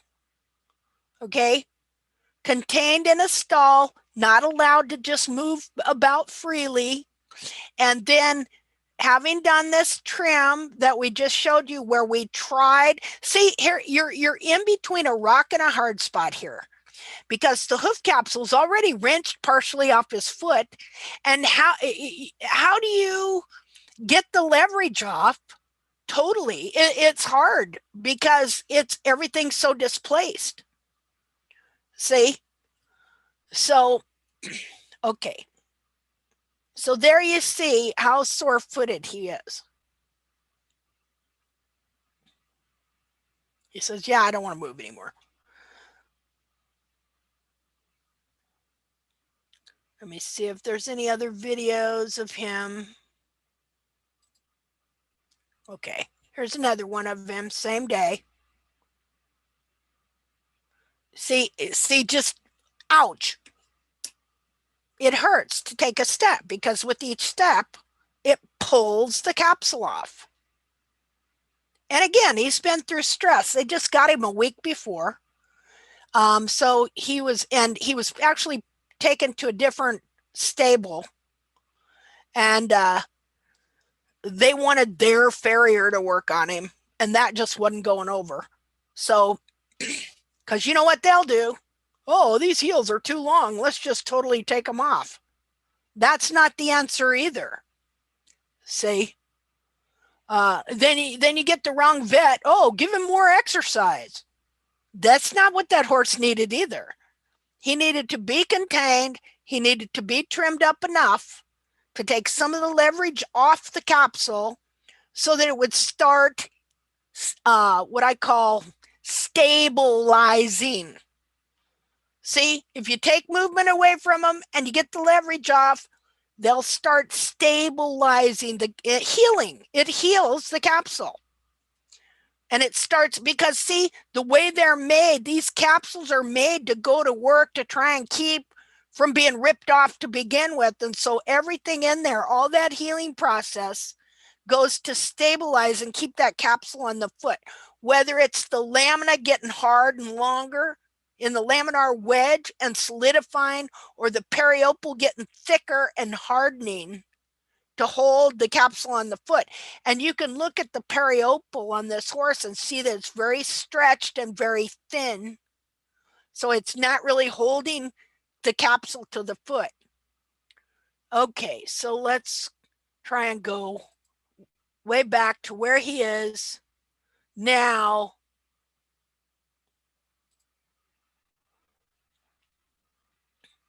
Okay, this is a day or so later, after we took the leverage off of his foot.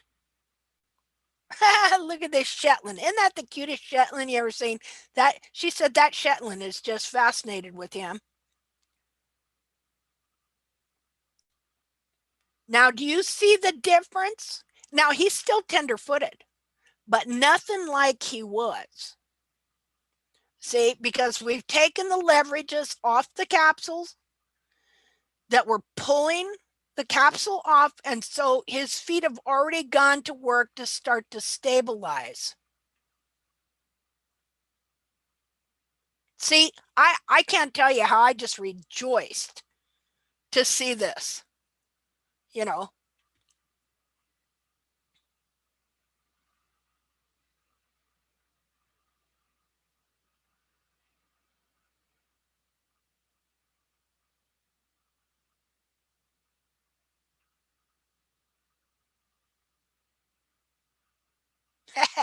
That's Shetland. What a cutie. That's so much better. It's so great to see. Yeah, isn't it? Yeah. Okay, so then and here's the thing too. It was funny because the day when I was helping her do that first trim, he was not, we picked the foot that he would keep up for the longest, but he was not one to keep that foot up. And so he also kept kind of rearing up and eventually started trying to kind of bite her and stuff like that. Trying not to, but trying to. I mean, he's a really good little horse, you know, but he was in a lot of pain. And so as the days progressed and as she was trimming him, he got better and better because his feet started feeling better and better. Okay, let's see. Where are we at there? Okay, so then over the next days, we're doing some trims and working on the back feet. When you see feet that look like this, they just remind me of a scab. You know, there's so much compromise going on there. The coloring, everything.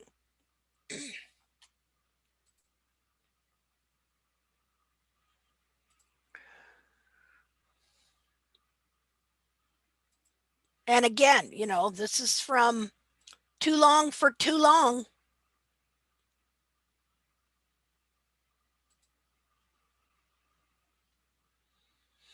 See, now you can trim the heels out, which will technically do the same thing, which is it pulls everything down and it strips the frog stay out from between the foot, or the heels can get too long and just be forced forward in the same way. Having it basically has similar same effect.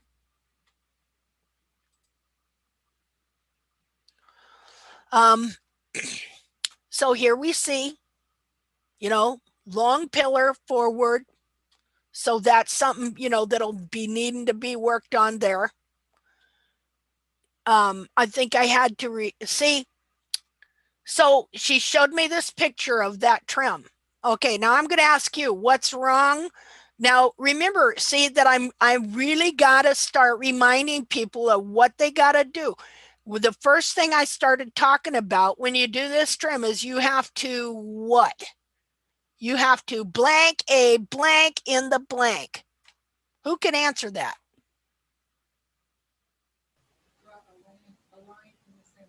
Amen. Yeah, you got to draw your line in the sand. So what did she not do here?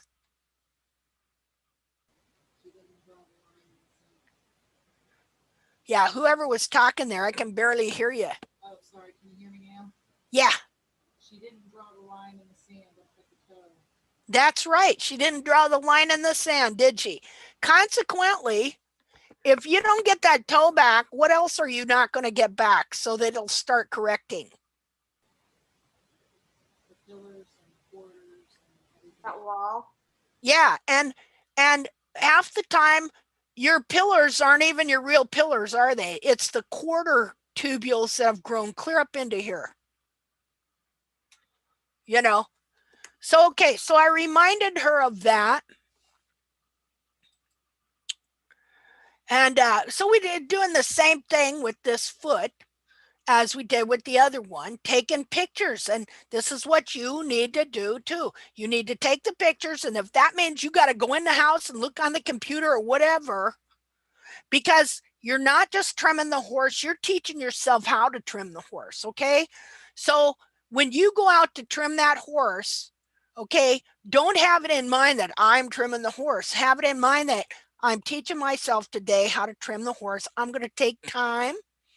I'm going to go through the process, and then I'm going to take pictures, and I'm going to see if I'm doing and applying the principles of corrective trimming properly. Say, okay, so that's looking a little better there.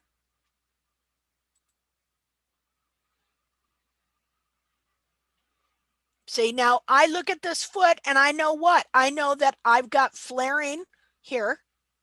And so I have to determine, where is the flaring coming from?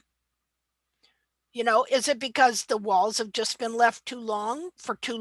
Or, you know, is it an imbalance in a trim I'm doing, or what? And again, everything's stripped and pulled down. He don't even have a frog stay up there right now. Look at the bulb skin here. This is all bulb skin. It's only supposed to be this wide right here.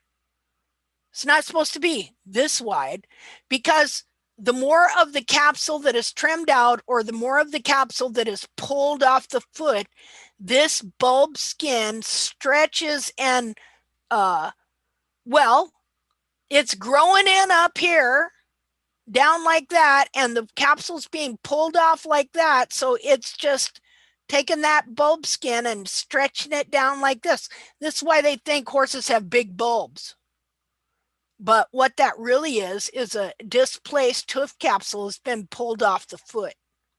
And, you know, this bulb skin just goes to work to take up the place of that and protect the foot and try and keep the hoof capsule from being torn off.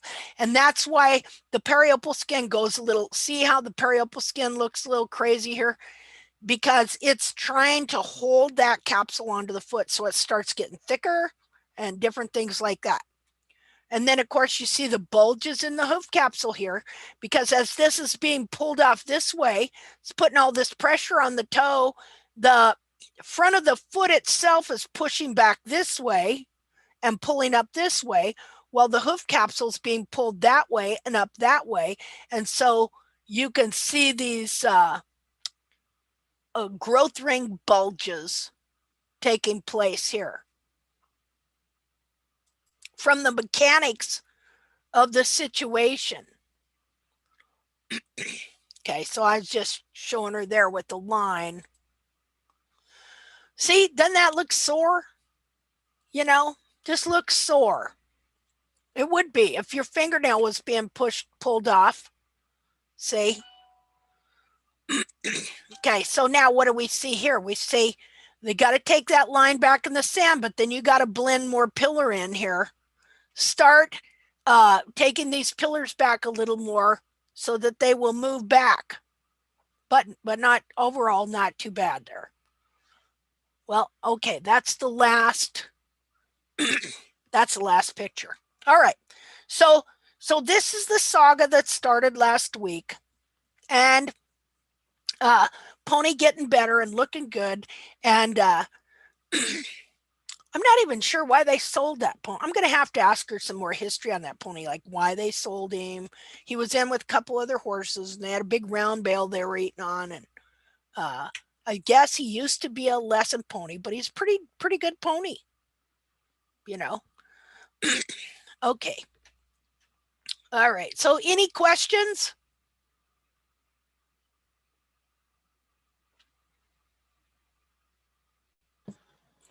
Eva here. In this picture you have in front of us now, it looks like the walls are longer again, or is Yeah, it? it does, because she's still learning how to do that. You know Yeah. what I'm saying? So Yeah. let's look at, let's see. Is that the same picture? No, this is the dark foot. Yeah, she ain't quite got it down fully yet. See? Yeah. You know, but it's better than it was. All right. So I'm going to keep working with her. And see, even taking you all through this, now you'll know, you take pictures and check on yourself as well, because you don't want to.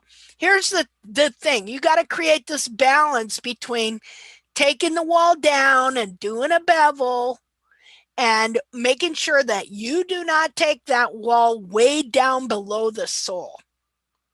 Okay? So there's this funky little balancing act that you got to play in everything you're doing on these feet. um, can't go too low, can't go too high. Um, if you leave it too high, you're going nowhere. If you take it too low, it can create a bad situation there too. You know, because the hoof capsule's being wrenched off the foot to begin with. Um, so you know, you're just got to play a balancing act with this thing here. You know, but this is a good start. See, and that you got to know too. You know, um, sometimes because I know the anatomy and I know the way the foot should be, I can get overzealous and trim too much off. You know what I mean? And when I have hoof in hand, when I am instructing somebody else, I try not to do that. You know, what everything I've told her to do in this case is not taking off too much. See? Um, so that's just something you learn over time as you do this and then observe the horses and things like that. You know, but there comes a time when you know you're going to have to do something to make a difference for the horse so that the foot can heal, or it's going to go south on you, which is a term we say when something goes south, it goes to a bad place. Okay, well that's all I was going to share today. So if somebody has a horse we want to look at, or Riza, I would really like to know how your week went and anything interesting that you ran into today or anything like that. Unless somebody else has another question about this particular thing. I'll open that up first to a question, and then I'm going to turn it over to Riza because I would like to know what he's been doing. If he's still here. Are you still here? I'm still here. Okay. Okay. So does anybody have a question about any of this that I showed here?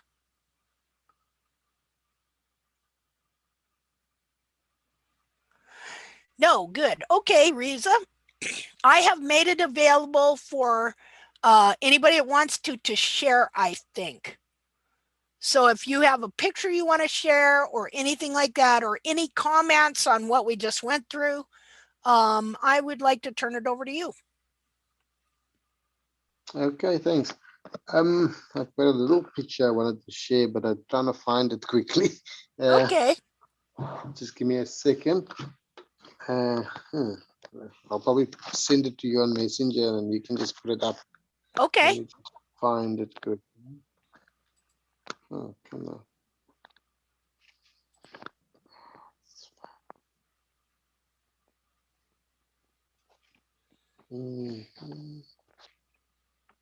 Let's see.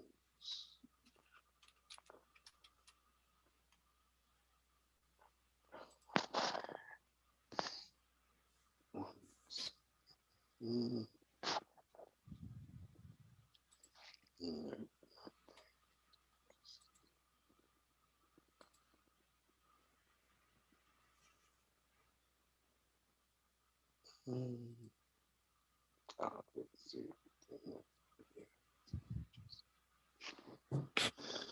Okie dokie. Let's see, where is this picture? Sorry for the.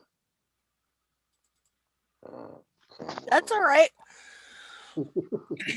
Take your time. I'm trying to find out where the bugger everything is. Oh man. Oh, that's not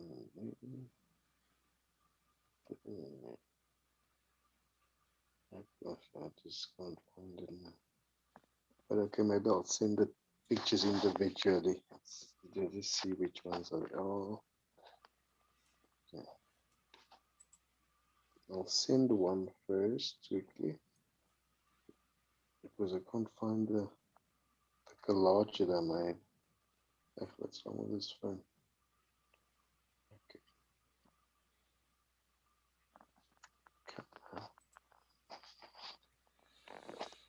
I'll put the video up that you took of those horses you trimmed. Oh, the So- ones that. So take your time because we enjoy watching them. So these are a bunch of Arabs in Africa. Yeah. Just think these are descended from all those hordes of horses that that the Muslims rode to conquer the whole area over there. That the Arabs took to conquer all those Yeah. nations over there. They're tough little boogers. Yeah, oh, I tell you, they're tough. I mean, I've got a new respect for those little horses. I bet They're you do. little, but they are tough as nails. Yep. Oh gosh, where's the other picture?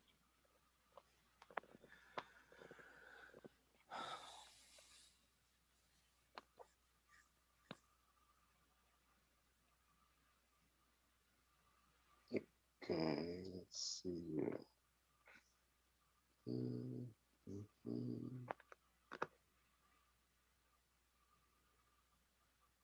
Come on.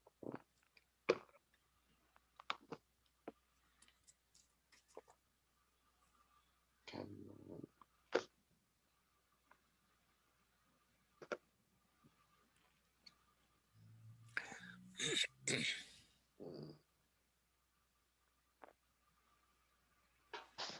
I think I sent you 2 pictures now. It'll probably Okay.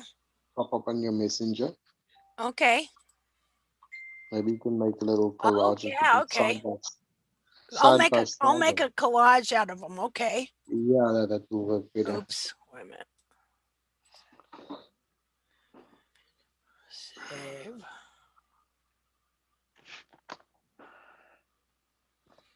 Okay.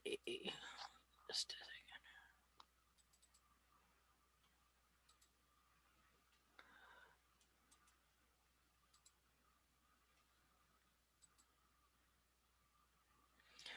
Okay, just a second here.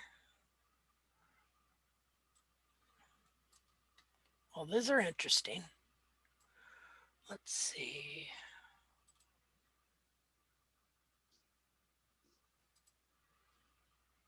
Oops. Hold on.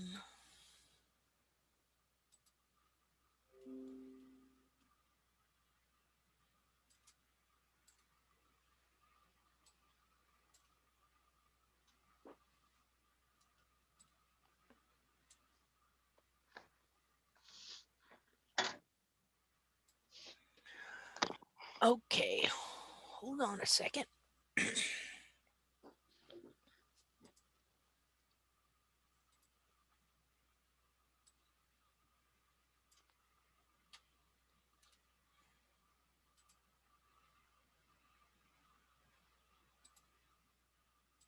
How's that? That's good. That's very good. Okay. Yeah. Well, This is this. Okay, so again. oh, go ahead. I was just going to say this looks interesting. Yeah, it was quite an interesting case. It's a racehorse at the track that were having problems because of had joint issues and knee issues after a workout, And the one owner asked me to come and have a look, and because he didn't think the feet looked right. Yeah. And I got this. Well, you're right. The feet doesn't look right. And I Yeah. mean, No you can see kidding. the first picture, the on the left is what it looked like. Yeah. Long And toe, low heel. yeah, I mean, basically, it was Wow. like underslung. I mean, Yeah. on the Underslung. collage, yeah, under collage that I had a picture where the shoe was off, and you can really see the distortion in the foot.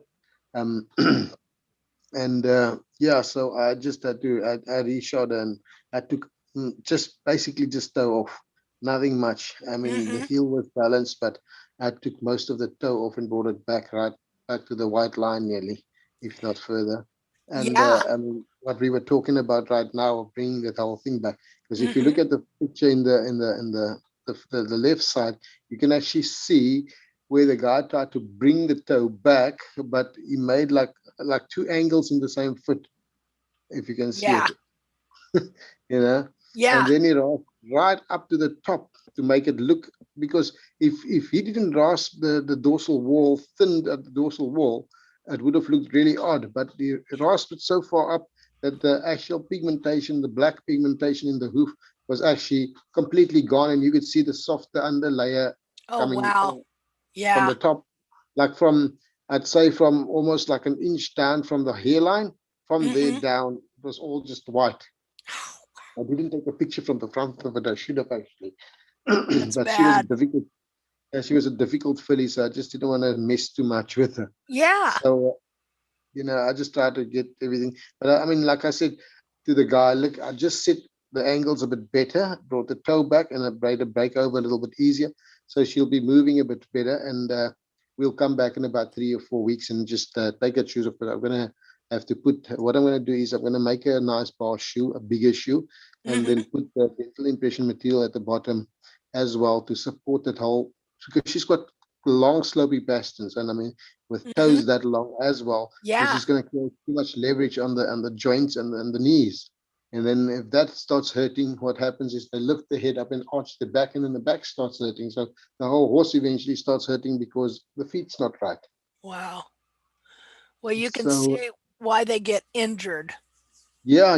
That's Yeah. that's the big part of the injury. I mean, this guy. I mean, in fact, when when he put this shoe on, this the left side, I was actually there that day, and I didn't know it was the same horse though. And I looked at it and I thought to myself, gosh, this guy's, I don't know why he's taking more heel of that horse. The horse has already got such a low heel and a long toe, but he's taking more heel of. What are you doing? And he tried to explain to me, and I just walked away. I didn't want to hear his Didn't want to explanation. hear it. Yeah, whatever. I didn't want to hear it. I just walked away. I said, "Yeah, okay, fine. It's fine."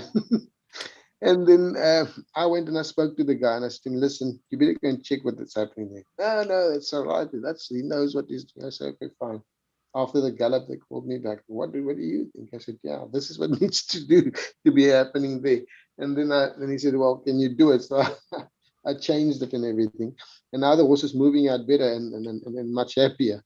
So we'll see her in about a couple of weeks' time and see how it's changed, and then we'll do the other little bits, because I just didn't want to be do too much at one time, changing everything on a horse that's going to be working and stuff like that. So I just like slowly wanted to bring back the toe, set the heel angle right a little bit, and get more support under the foot, Yeah. and get a comfortable move with it, small changes, and then Yep. we'll do more changes afterward. Well, that's great. Did you put a smaller shoe on her? In fact, I put a bigger shoe on her.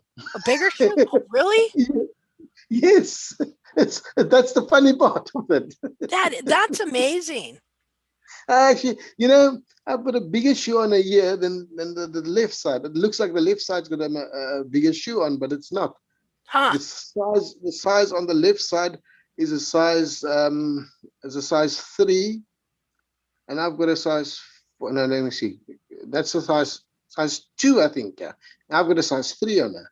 And Okay. I actually think I wanted to put a size 5 on, but I thought because they work in the sand so much, it's going to be a little bit too much at one time, and then she might rip the shoe off, and I don't want that to happen. So it was a bit more conservative on that end. So, but I said to the guy, listen, as soon as we do it the next time, we're gonna go bigger with the shoe because she needs more support in the back. Yeah. I mean that shoe there was just not giving any support in the back Yeah. at all. This is collapsing everything. I mean, you can Thank just you, see how yeah. the whole angle changed.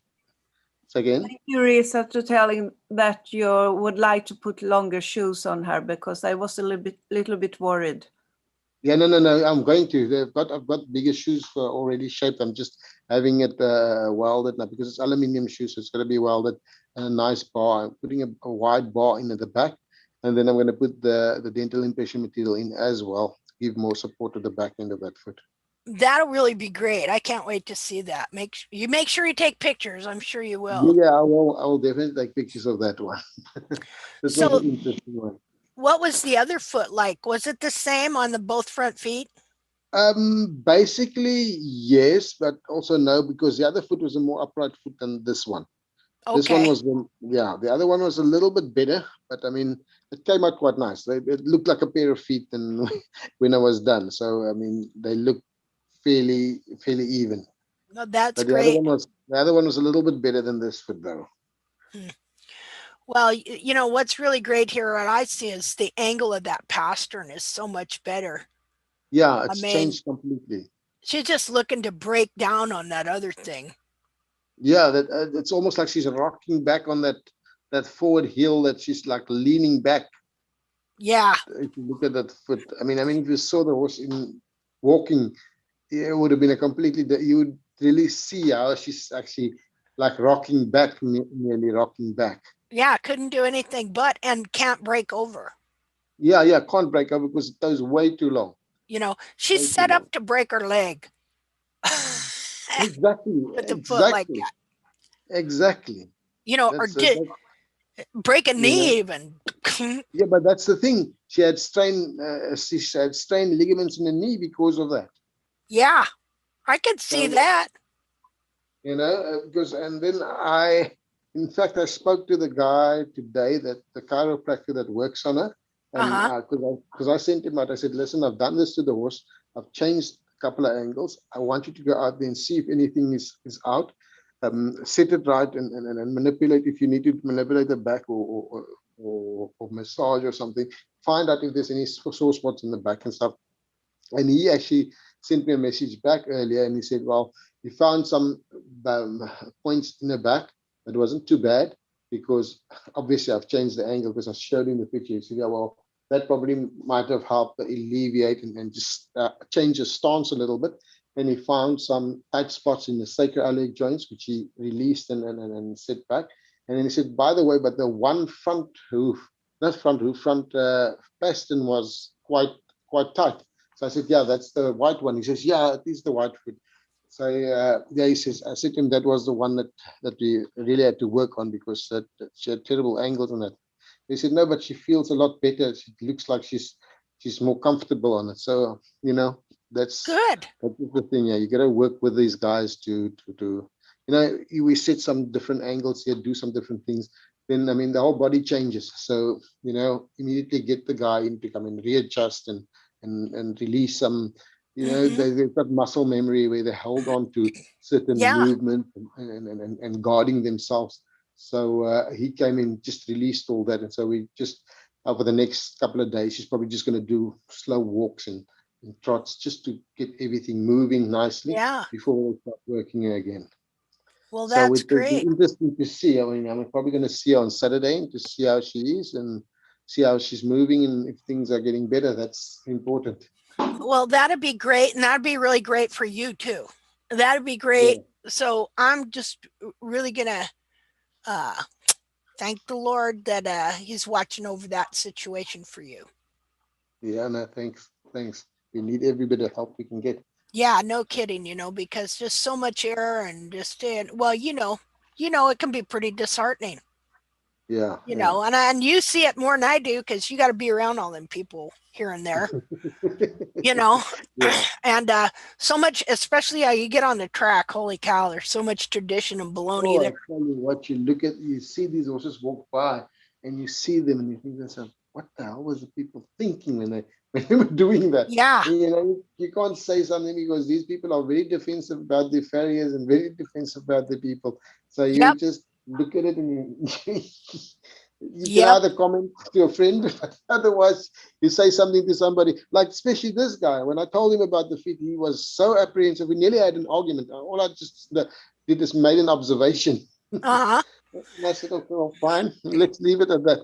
You know, Yeah. your business. And when things went pear-shaped, he phoned me quickly to find out what would I do. Yeah. See, so So I that didn't, there was an I didn't, opening there for you, and thank God for that. yeah. So now, I mean, yeah. Hopefully, the filly's on the fast track forward. That's the main thing we need. Yeah, I So sure yeah, hope so. Well, she mm, is. If they will be able to continue on with this and things yeah, like that, and then that could open some more doors. yeah. No, You know, definitely. Yeah. No, you know. she's the owner is quite happy. So we'll work with him and see how things go. But I'm Yeah. probably going to go out and see her on Saturday just to see how she works because she's going to do a bit more work on Saturday. So I just want to see her movement, see how anything has changed and stuff like that. Mm-hmm. Yeah, Oh, that's awesome. yeah, Well, it's very interesting. we'll be rooting for you. Hey, Risa, I have a question. Um, Yeah, so when at times when I pointed this situations out like this to a farrier, um, yeah. it usually they grouse about like not being able to set the toe back. I mean, to move the toe back because it's hard to get the nails in. Like, are they blowing smoke at me, or it's like, are these guys really not capable of getting the nails in? Like, Um, what things. are they trying to tell me here? There's two things. There's two things that they're doing. The problem that you have is, a lot of these guys don't take the time to see the horse walk, see how the horse moves, and also look at the side of the foot. Like we take pictures on the side and look at the foot and stuff. They don't do Sure. that. All they Yeah. do is they'll pick that foot up and they'll clean it out in a fashion where they were trained. Like, okay, you're going to use the knife, scribe the foot, you nip that area off, and then you level the foot. When you level the foot to them, you got to level the foot from the heels to the toe. So basically, they basically flatten your heels out first and then work it in with the toe, which is the opposite of what I do. I do the toe and then blend it in with the heel without trying to take too much of the heel. Okay. So it's a different type of. It's the same process, but same thing, but a different process where they would take the heel and basically try and run it flat with a toe. But then by that time they didn't bring the toe back. They didn't get their boundaries right yet. So what will happen is the toe will keep slipping forward like it does with this horse Mm-hmm. here. So, and Yep. also the other thing is when they do that, it is easier for them to nail when the horse has got like wide pillars, if you think about it. Mm-hmm. So Yeah. what they do, they've got a bit more room to put the nails, if you can think of it that way, because a lot of them don't really use the white line as the guide. They should, but a lot of them, because they want to take 5 minutes to do your horse, I mean, because they want to move on to the next horse because they're getting paid for it. Mm-hmm. Simple as all that.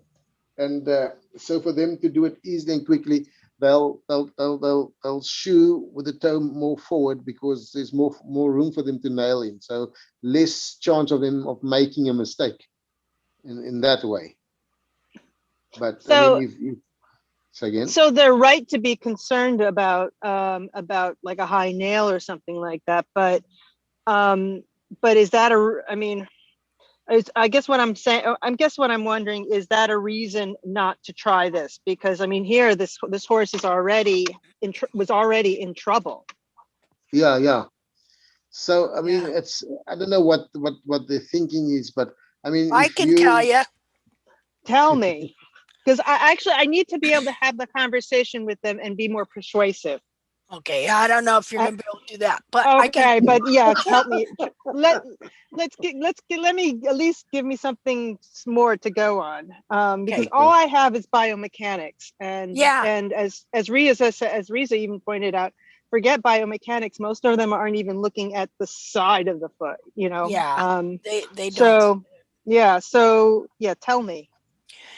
It has to do with tradition and what they're taught. Mhm. One big thing they're taught is that you never do this number here. Okay, Oh, they would call that dubbing the toe, Yeah, yeah, yeah. dubbing the toe. Exactly. Okay. and it is like that's like the cardinal sin of farriery.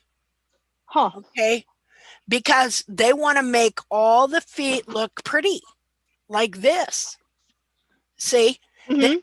that's why they call it dressing. Dress it up, Yep. dressing down the wall.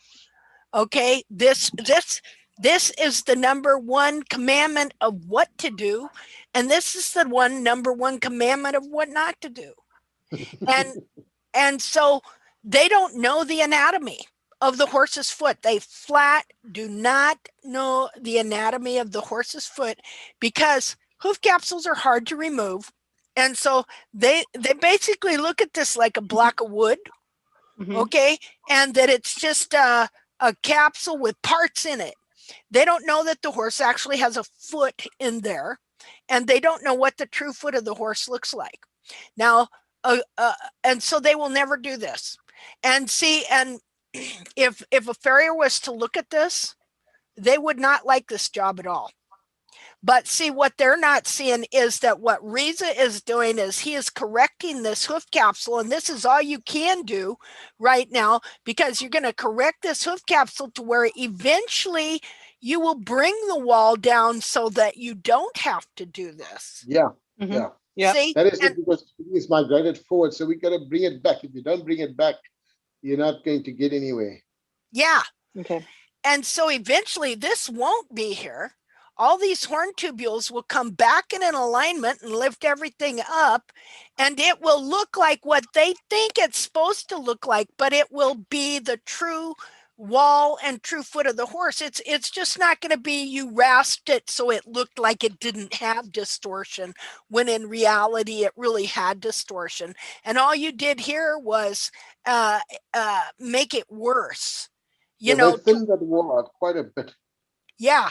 So the Hmm. wall is thin and shelly, and you got a 1,200-pound horse in there pushing it out. The only reason this foot even stays together at all is because they do got a shoe with nails on it. Okay. So Riza, how nervous were you? Nervous at all about getting in those nails? No, not at all. Okay. And the other thing, so Dia, when you follow up on this horse, take lots of pictures, please, because I'm all of a sudden in the last 6 months, I am seeing a lot of dental impression material stuffed into these horses' feet, and I'm like, what? Did they like? Did they talk to Riza or something? But anyhow. But the thing is, they're not actually, I mean, they're just doing it like to give some more counter pressure if No, they put in a pad. no. What they're doing is a lot of them. What they're doing is I can tell you now why they're using the dental impression material. They don't even know why they're using it. First and Okay. foremost, what they're doing is with the dental impression material is they want to give your horse frog support because Yes. they still Yeah. believe your horse's frog must hit the ground first or take most of the pressure. So their Uh-huh. whole idea is that the horse needs frog support. So Yeah. that's why they're all putting in dental impression material with a shoe. Okay. But I Um, don't see them supporting the back of the foot with the shoe. So they're just stuffing in a bunch of, the dental impression material, and then yeah. there's still no support. So I really don't see that it's going to help that much. No, look, the thing is with the problem with what they doing is they've probably seen it somewhere. Somebody did it, and now they think that's the be all and do all type of thing. Now it's It's the new thing. Yeah. yeah, it's the new thing. The thing is that they used to use the Vitic pour-in pads, the ones that you use Mhm. it's almost like a silicone rubber. Yep. They used to use all of that, but the problem with that is that stuff they still used a lot of them still use it, but it's very expensive, and not just that It's to expensive. store. Yeah. It's It very costs about, expensive. yeah, Yeah, it adds like $50 to $75 to a shoeing, just yeah. to put the pads in those with the pour-in pads in the front Yeah, and feet. the problem with that is that you got to You can't store that stuff as well, because if you store the stuff in your truck or in your car and it lies in the sun, it becomes it goes rancid, it goes hard in some parts. Okay. So when you squeeze the thing out, it starts blocking up the nozzle, and then basically I had a couple that just cracked the canister just cracked because of the pressure of the gun putting into it, and the nozzle got blocked because there was stuff furring up inside from from being on the shelf. Their shelf life is not great. So Oh yeah, the dental nozzles impression, aren't cheap either. The no, nozzles, they can't yeah, turn nozzle as well. So now yeah. what I've been doing is I've been using dental impression material because it's a two-part process. So you and these things, they can lay forever. They can lay. I mean, I had some lying in the car for more than a year, and I could still pull it out and put it together, and it works perfectly, no problem. So it's Okay. not like no waste Yeah. there. Yeah. So that was the one good advantage. And the other advantage is that with the dental impression material, you can actually place it where you want it before you put the shoe on. You know, you don't Okay. have to just fill in the gaps, So you can make up, like what I do is I don't just put the dental impression material. What I do is I'll make a bar shoe to contain it in the area where I want it to contain it. Otherwise, I'll put a netting over underneath the shoe, and the netting will keep it where it should be. But I don't really like using the netting very much. I normally use either a bar or a bar with some with a thin leather pad, and Okay. that seems to help quite well to keep everything in place. Okay. All right, we'll take lots of pictures on the next one, because I just want, I mean, I've seen it done. I just can't find anybody who wants to do it around here. Wow, where are you? I'm in Long Island. Oh, You can't spit without hitting a farrier here, and none of them want to do really? this. Yeah. Are you Um, serious? It's race well, because country. And it's just like, it's also that like, I think because I'm curious if you could even convince them to let you put in, more shoe in the back, because they're all What? afraid of the horses ripping off the shoes all the time. Yeah, that's the big problem that they all have. They all want to shoot the horses short, and that is what's happening. If you look at the left picture, you can see how short that horse was shot. Yeah. yeah, Where the shoe ends. Now, if you just enlarge the picture, the right-hand side picture, you can actually see that shoe is actually extending past the actual Yes. heel of the horse at the moment. yeah. But you know what? As you guys were talking about this, I was thinking about, well, okay, here's why. See, there's always a reason why people believe what they believe, right? So Yeah, the breakover on this horse is so slow that yeah, he's yeah, got a bad reach over. He'll overreach. yeah. Exactly. That's Okay. exactly the problem. That's half the problem. Yeah. And so when you But it take the slows the toe foot back, down, yeah, he takes the toe back, quicker breakover. so the So foot the gets out of foot, the way. yeah, hey. So now you know why they believe that. They're afraid to do that, right? Yeah, Because, because their toes are too long. yeah, see, it's like yeah, well, okay. See, we got to be able to understand them. You see, when the leverage is on that toe in the left foot like that, what happens is it slows that foot down from breaking over. So that foot stays on the ground longer than it should, maybe a split second or two. But that split second or two allows, as soon as that foot starts breaking over, now the back end of that foot is completely exposed, and the back foot is now coming through and clipping into it. And that's why they'll rip the shoe off. That's why what they'll do is they'll shoe that horse so short, and every time a horse pulls a shoe, they shoe him shorter, even shorter, because they now know the horse is going to rip a shoe off, so they'll shoe him shorter. They won't think of making the horses break over a bit faster. They'll just shoe him shorter. See, So you would think ideally that this is the back of this horse's foot right here, and his heel the is tooth is supposed to dropped. be right here anyway. Yes, yes, yes, See, so the horse yes. mechanically is made up to where his back feet are not going to hit this area. No, no, Okay, not really. No. if his breakover That. is correct. Yep. Exactly. Exactly. See, so yeah, I mean, you set him up here to break over better in many more ways than just the fact that the toe is back for a quick break, or the fact that Yeah. his pastern is more upright. Yeah. You know, that also is going to be for quicker breakover. Just mechanically, everything that's going on here. Yeah. So that's funny. You know, see, why do people make the decisions that they make? So has everybody here heard the story of the ham in the pan? The There been what? no, the ham in the pan. In the No. pan. Okay. Sounds Okay, well, interesting, though. Sounds like um, breakfast. okay, I'll give you the story that, because this is a story about tradition, where traditions come from and how they just get perpetuated and carried on. Okay, so this family gets together for the holiday. You know, it's like Thanksgiving, Christmas, whatever, and the daughter's sitting there watching the mother prepare the ham, and she cuts the end of the ham off and she puts it in the pan, and she puts her clothes and her all this on and everything like that. And so the daughter asks, says, "Mom, I never have understood, why do you cut the end of the ham off when you put it in the pan?" And her mother says, "Well, I don't know, but my mother always did it that way." And she says, "We'll ask her today, you know, at dinner and stuff." So, you know, the family gets everybody around and they're sitting at the table, and grandma comes in sitting there. And so the mother says, "Mom, you know, I need to ask you, why did you always cut the end of the ham off before you put it in the pan?" And her mother says, "Because I didn't have a pan that was big enough." See? So you see, that's how traditions get carried on. Yeah. And there's a reason behind what these people are doing, but it's not always accurate. Exactly. Yeah.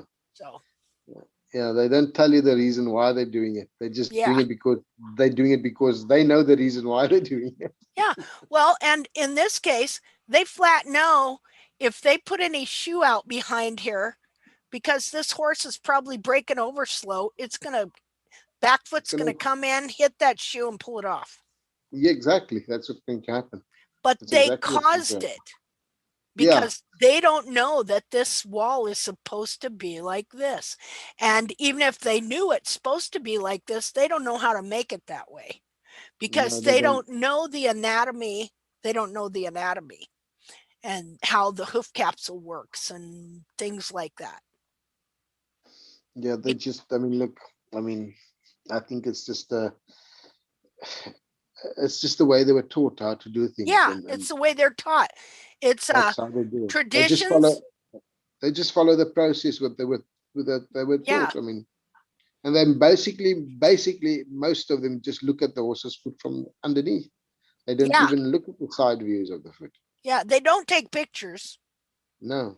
So if you they know. took pictures, they would have seen it.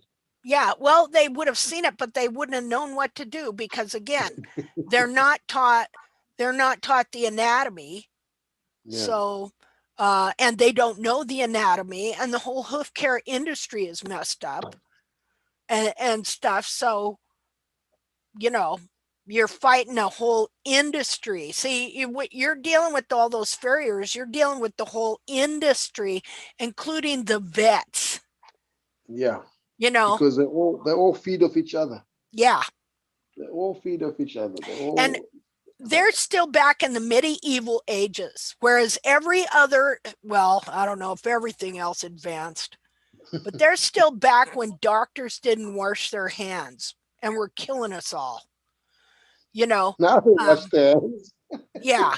And so, because what happened was the combustion engine was invented, and another thing that really harmed them was the x-ray machine, because now that's what they see the horse's Yeah. foot as. They don't see it as a foot. They see They it see as the what you, bone. yeah, they see that bone. And that's why all their teachings are all around the bone here. Yeah. And they have no idea about the back of the foot. But the best farriers, actually one farrier I ran into, that he taught farriery, and this was this guy in California, and he would come shoe our horses when we worked on a ranch out there. His name was Bob Johnson. And he also shod mules up at Yosemite Park. Mhm. And he said that the best farrier always takes more toe than he takes heel, which is just what you were trying to do here. You took more toe Exactly. and you left heel. And Yeah. our horse's feet were great when he was shoeing them. So Yeah, I think I just touched the heel there. I didn't do much on that yeah. heel. No, I thank just, God he had some heel. yeah, he had a little bit. I mean, once I've taken the toe down and then brought it back a little bit, I could see there was something there. So I just thought let's just blend it in slightly and level it and leave it at that for now. And then we Yeah. can do some more. I mean, I didn't want to do too drastic a thing now. Because the problem is if it also had gone a bit footy, then it would have been my fault and I would have been the one, that messed it Yeah. up. So that's how they Yeah. view things. They don't say, look, you've done that to do that. They won't work it out like that. Yeah. So you have to like balance the whole act. Yeah. It's sometimes very difficult with difficult people. But, I Yeah. mean, I can understand. It's not like it's your own horse, yeah, and you can, he can be footy for a week yeah, in yeah, your pen or wherever, yeah, exactly. Yeah. So this was got to go work. I mean, you can't have him putty and then the first thing they'll do, they won't say that you're correcting these things and this is what you're doing. This is the process. They'll just say, no, he made the horse sore. He lamed the horse. Yeah, And that's what they do. that's gonna be the next thing. And So see, then you have people that do make the horse sore and do lame the horse. See, yeah, so you've got that to contend with too. And yeah. stuff. And something I just noticed on him too is real hollow right in here, so everything's probably sucked in under. Yeah, yeah, it's kind of I wonder if I got a picture from behind. Let me just have a look quickly. I'll see if I got Okay. a picture. I might have taken a picture from behind because I know she was quite difficult to fighting people. Was she difficult? Yeah, she was kind of difficult. Yeah. Well, I think I probably didn't want because she knows that her feet are just going to get more messed up every time the farrier comes.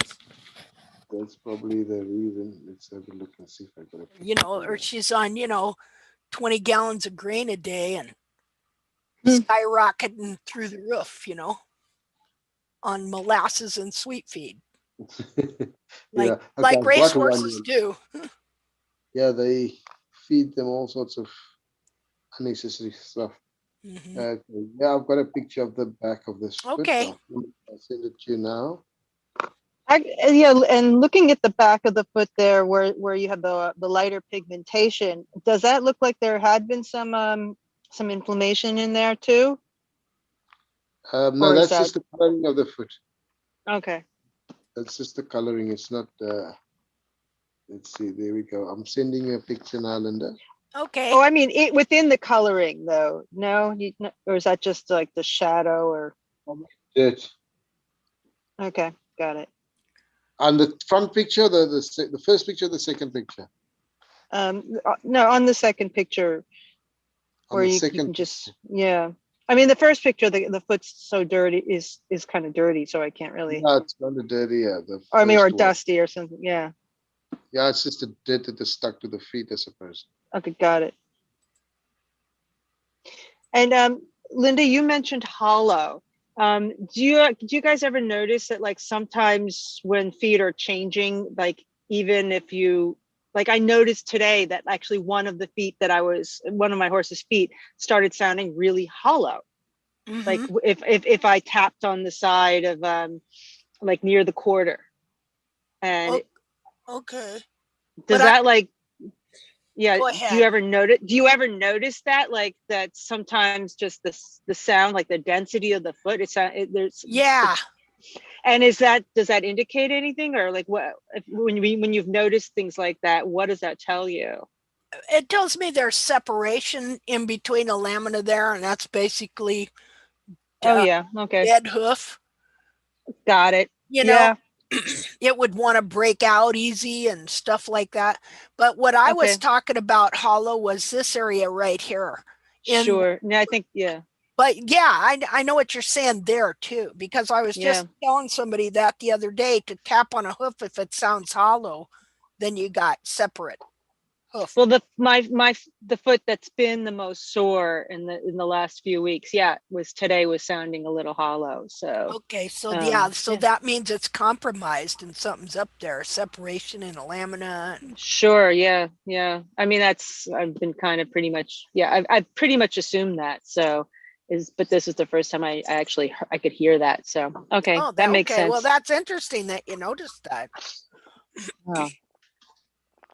Okay, so Riza, here's the back of the foot. What were we looking at? You were looking at the hollow at the back of the foot. Oh, back in here where it's sucked in.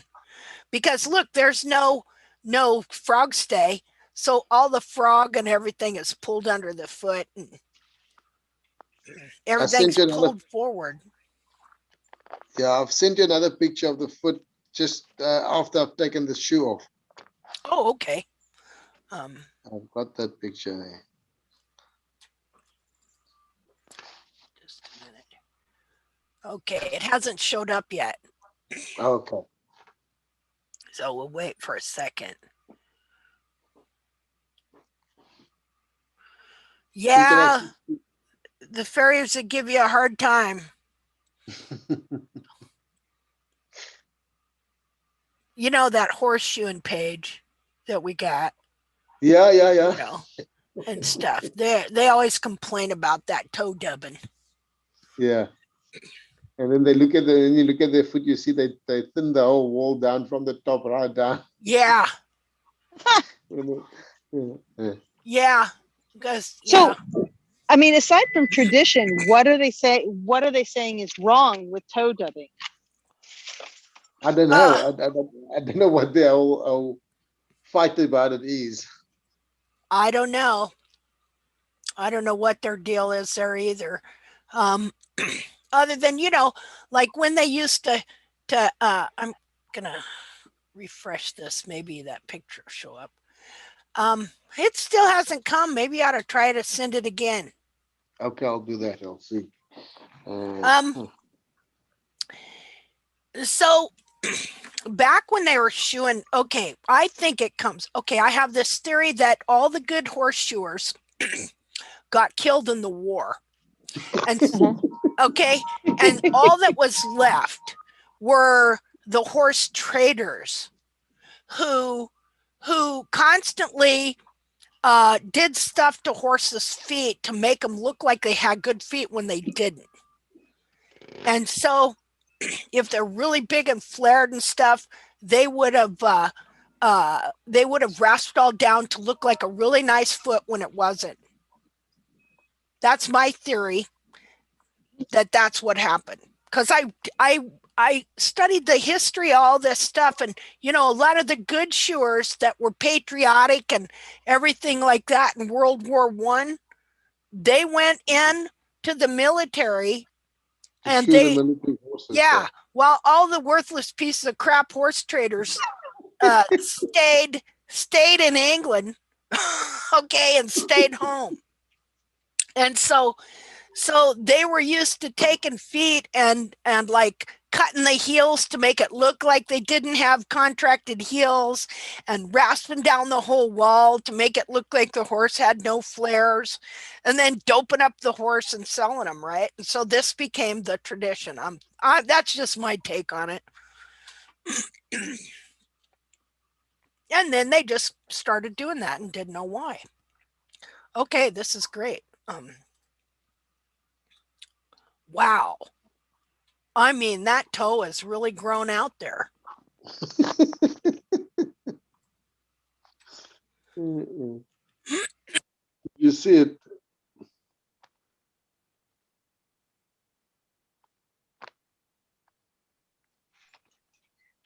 I'm not even sure that this is a horse's foot.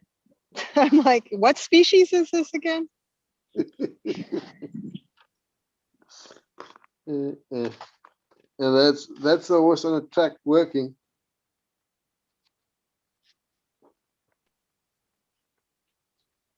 That's just one. off. That's one honest horse. I tell you. Linda, you're drawing the lines I wanted to draw. I was thinking you can tell exactly where that foot wants to be.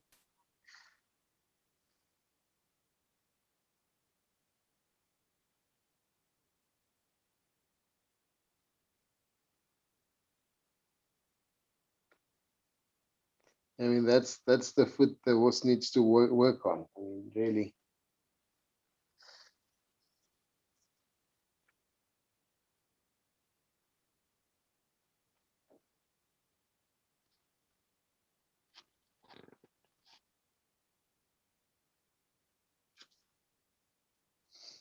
Yep, we'll have to see how she goes, how she adapts to it, and we'll change little things up next time. So we'll know how she goes. I mean, she should go better than on the new feet and on this ones.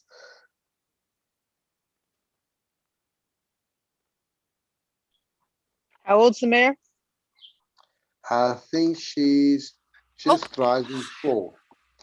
She's rising 4. I think she's just 3 and something.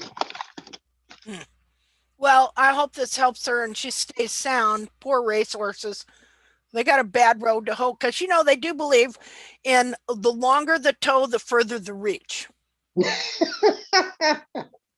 Idiots, I tell you. Yeah, that's your racetrack for you. Yeah. I mean, these ones that work at the racetrack, most of them just work at the racetrack. They don't work anywhere else. They just do racehorses up and down all day. Yeah. Just racehorses. I mean, I'm thinking, no wonder the whole industry is so screwed up because these oaks never learned what it should look like, what the horse actually needs to be competitive. But because they do most of the horses, so all the horses have the same type of feet. So they're all going to be, nobody's going to do any better than the other one. Yeah, and then the horse gets blamed. Thoroughbreds get blamed for having bad feet. Yeah. Which I don't think they have bad feet. I just think it's farriers. Yeah, and it comes from baby onwards. A lot of them work on stud farms too. They go out to the stud farm and they do the youngsters from young onwards. And I mean I think from a yearling, once they start going for walks and getting them ready for sale prep, they get shoes on, and they get shoes on from a yearling, almost not a yearling, just like over a year, say year and 5 months, they start getting shoes. Yep. Yeah, they start doing their feet wrong right away. I'm convinced that that's why there's so many horses dying at Santa Anita. I know there's a farrier there that is just stripping the heels out of these horses, and that's why they're all dying. This is, I've come across a couple of horses which were, I mean, because I work at the rehoming center where they take all these thoroughbreds in from the racetrack and they rehome them, reschool them for jumpers and pleasure horses and that type of thing. They like rehome them, and a lot of these racehorses have come off there. I mean, they must pay like millions for these horses, and these horses look as feet like this, even worse.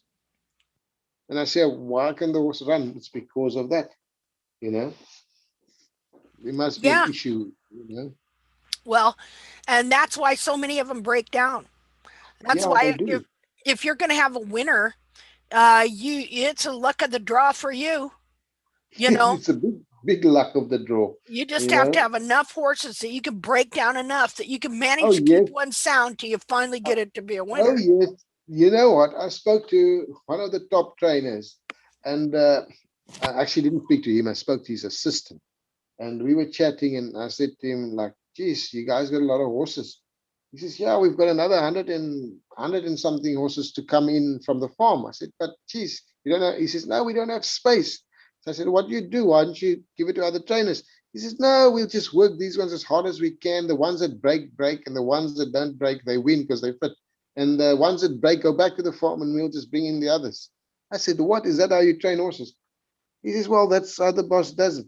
I said, no, how many? He says, they break down at least 15 horses a month. Evil bastards. I'm sorry, but they are. They may not mean to be, but they are. I said, and he's the top trainer. He's the top trainer, obviously, because the horses are all working their hearts out, and the ones that don't break down will become fit and win. The Yeah. others that break down, you'll never hear of them. Yeah. No, they'll be You know? dog food or And people they'll food. just bring and they'll just bring in some more. Yeah. You see, they've got so many standing on the farm that needs to come in, and they don't have space, so they'll just Well, whatever breaks, and it's a farrier's fault. you know. So Really, it that's where becomes, this is coming from. I mean, it's bad enough that the horses are young and their joints aren't together and stuff like this, yes, but it's exactly. the farriers. So they still put extra pressure on those joints and knees and Yeah. backs and everything, with jockeys bouncing around on their back with bad feet, and it's just a recipe for disaster, basically. Yeah. It's a very sad deal. And see, my mom raised racehorses and she lives in Phoenix, and she all her business is with the track and with racehorses, and she's also a bloodstock agent, so she Yeah. goes and she buys horses for people. Okay. And so I'm pretty much familiar with what goes on with the track, and she's had lots of racehorses and been in partners with people, and so Yeah. she understands trainers and stuff like that. And you have trainers that won't over push these horses, and then you have the jerk offs that just, Yeah. They you just know, don't care. yeah, They that just just don't don't care. care. Yeah, And like this guy told me. I mean, they don't care. They just mhm, work them as hard as they can, and if they yeah, become fit, and the ones that don't break down win races. yeah, Simple as that. You know? yeah, see, and that's not right, No, it's and like a then machine. yeah, and then my mom is she hates killer bars. I'll tell you what, if she could put them 6 feet under, she would. She hates them, boy. She has worked really hard for many years to find these horses better Yeah. homes. Like she has sent a lot of horses to Canada to be Okay. chariot horses, to carry on to be Okay. chariot horses. She's sent a lot to be what do you call it? Surrogate Oh mares. yeah, yeah, yeah, yeah. Surrogate marriage for Um, stuff. surrogate mares. For quarter horse people can be surrogate, Yeah, she's rehomed a lot to for dressage horses and things like that. She's really worked to help find race horses other homes after their yeah. careers are over. That's what this one girl does every year, and I mean, I do most of the horses, and that's why I see all these tragedies that come off the track. It looks Yeah. like this, Well, good you for know. her. Well, that's awesome. That's great. You're working at a place like that. But um, see, all of this was totally unnecessary. This is all human error. This is all Yeah, human error. Humans that think they know when they don't. Okay. yeah, And and they're it's just like, stubborn to admit it. yeah, it's like that meme I put up. If they can't even get a single digit, because a horse has got toes. Okay. We Yeah, have on our hand, we have 5 digits. The yeah, horse yeah. has 1 digit covered with a shell. And so you have all these experts with false knowledge that can't even get a single digit on a horse correct. Remember that when you go to the doctor. Okay. Yeah, Remember that.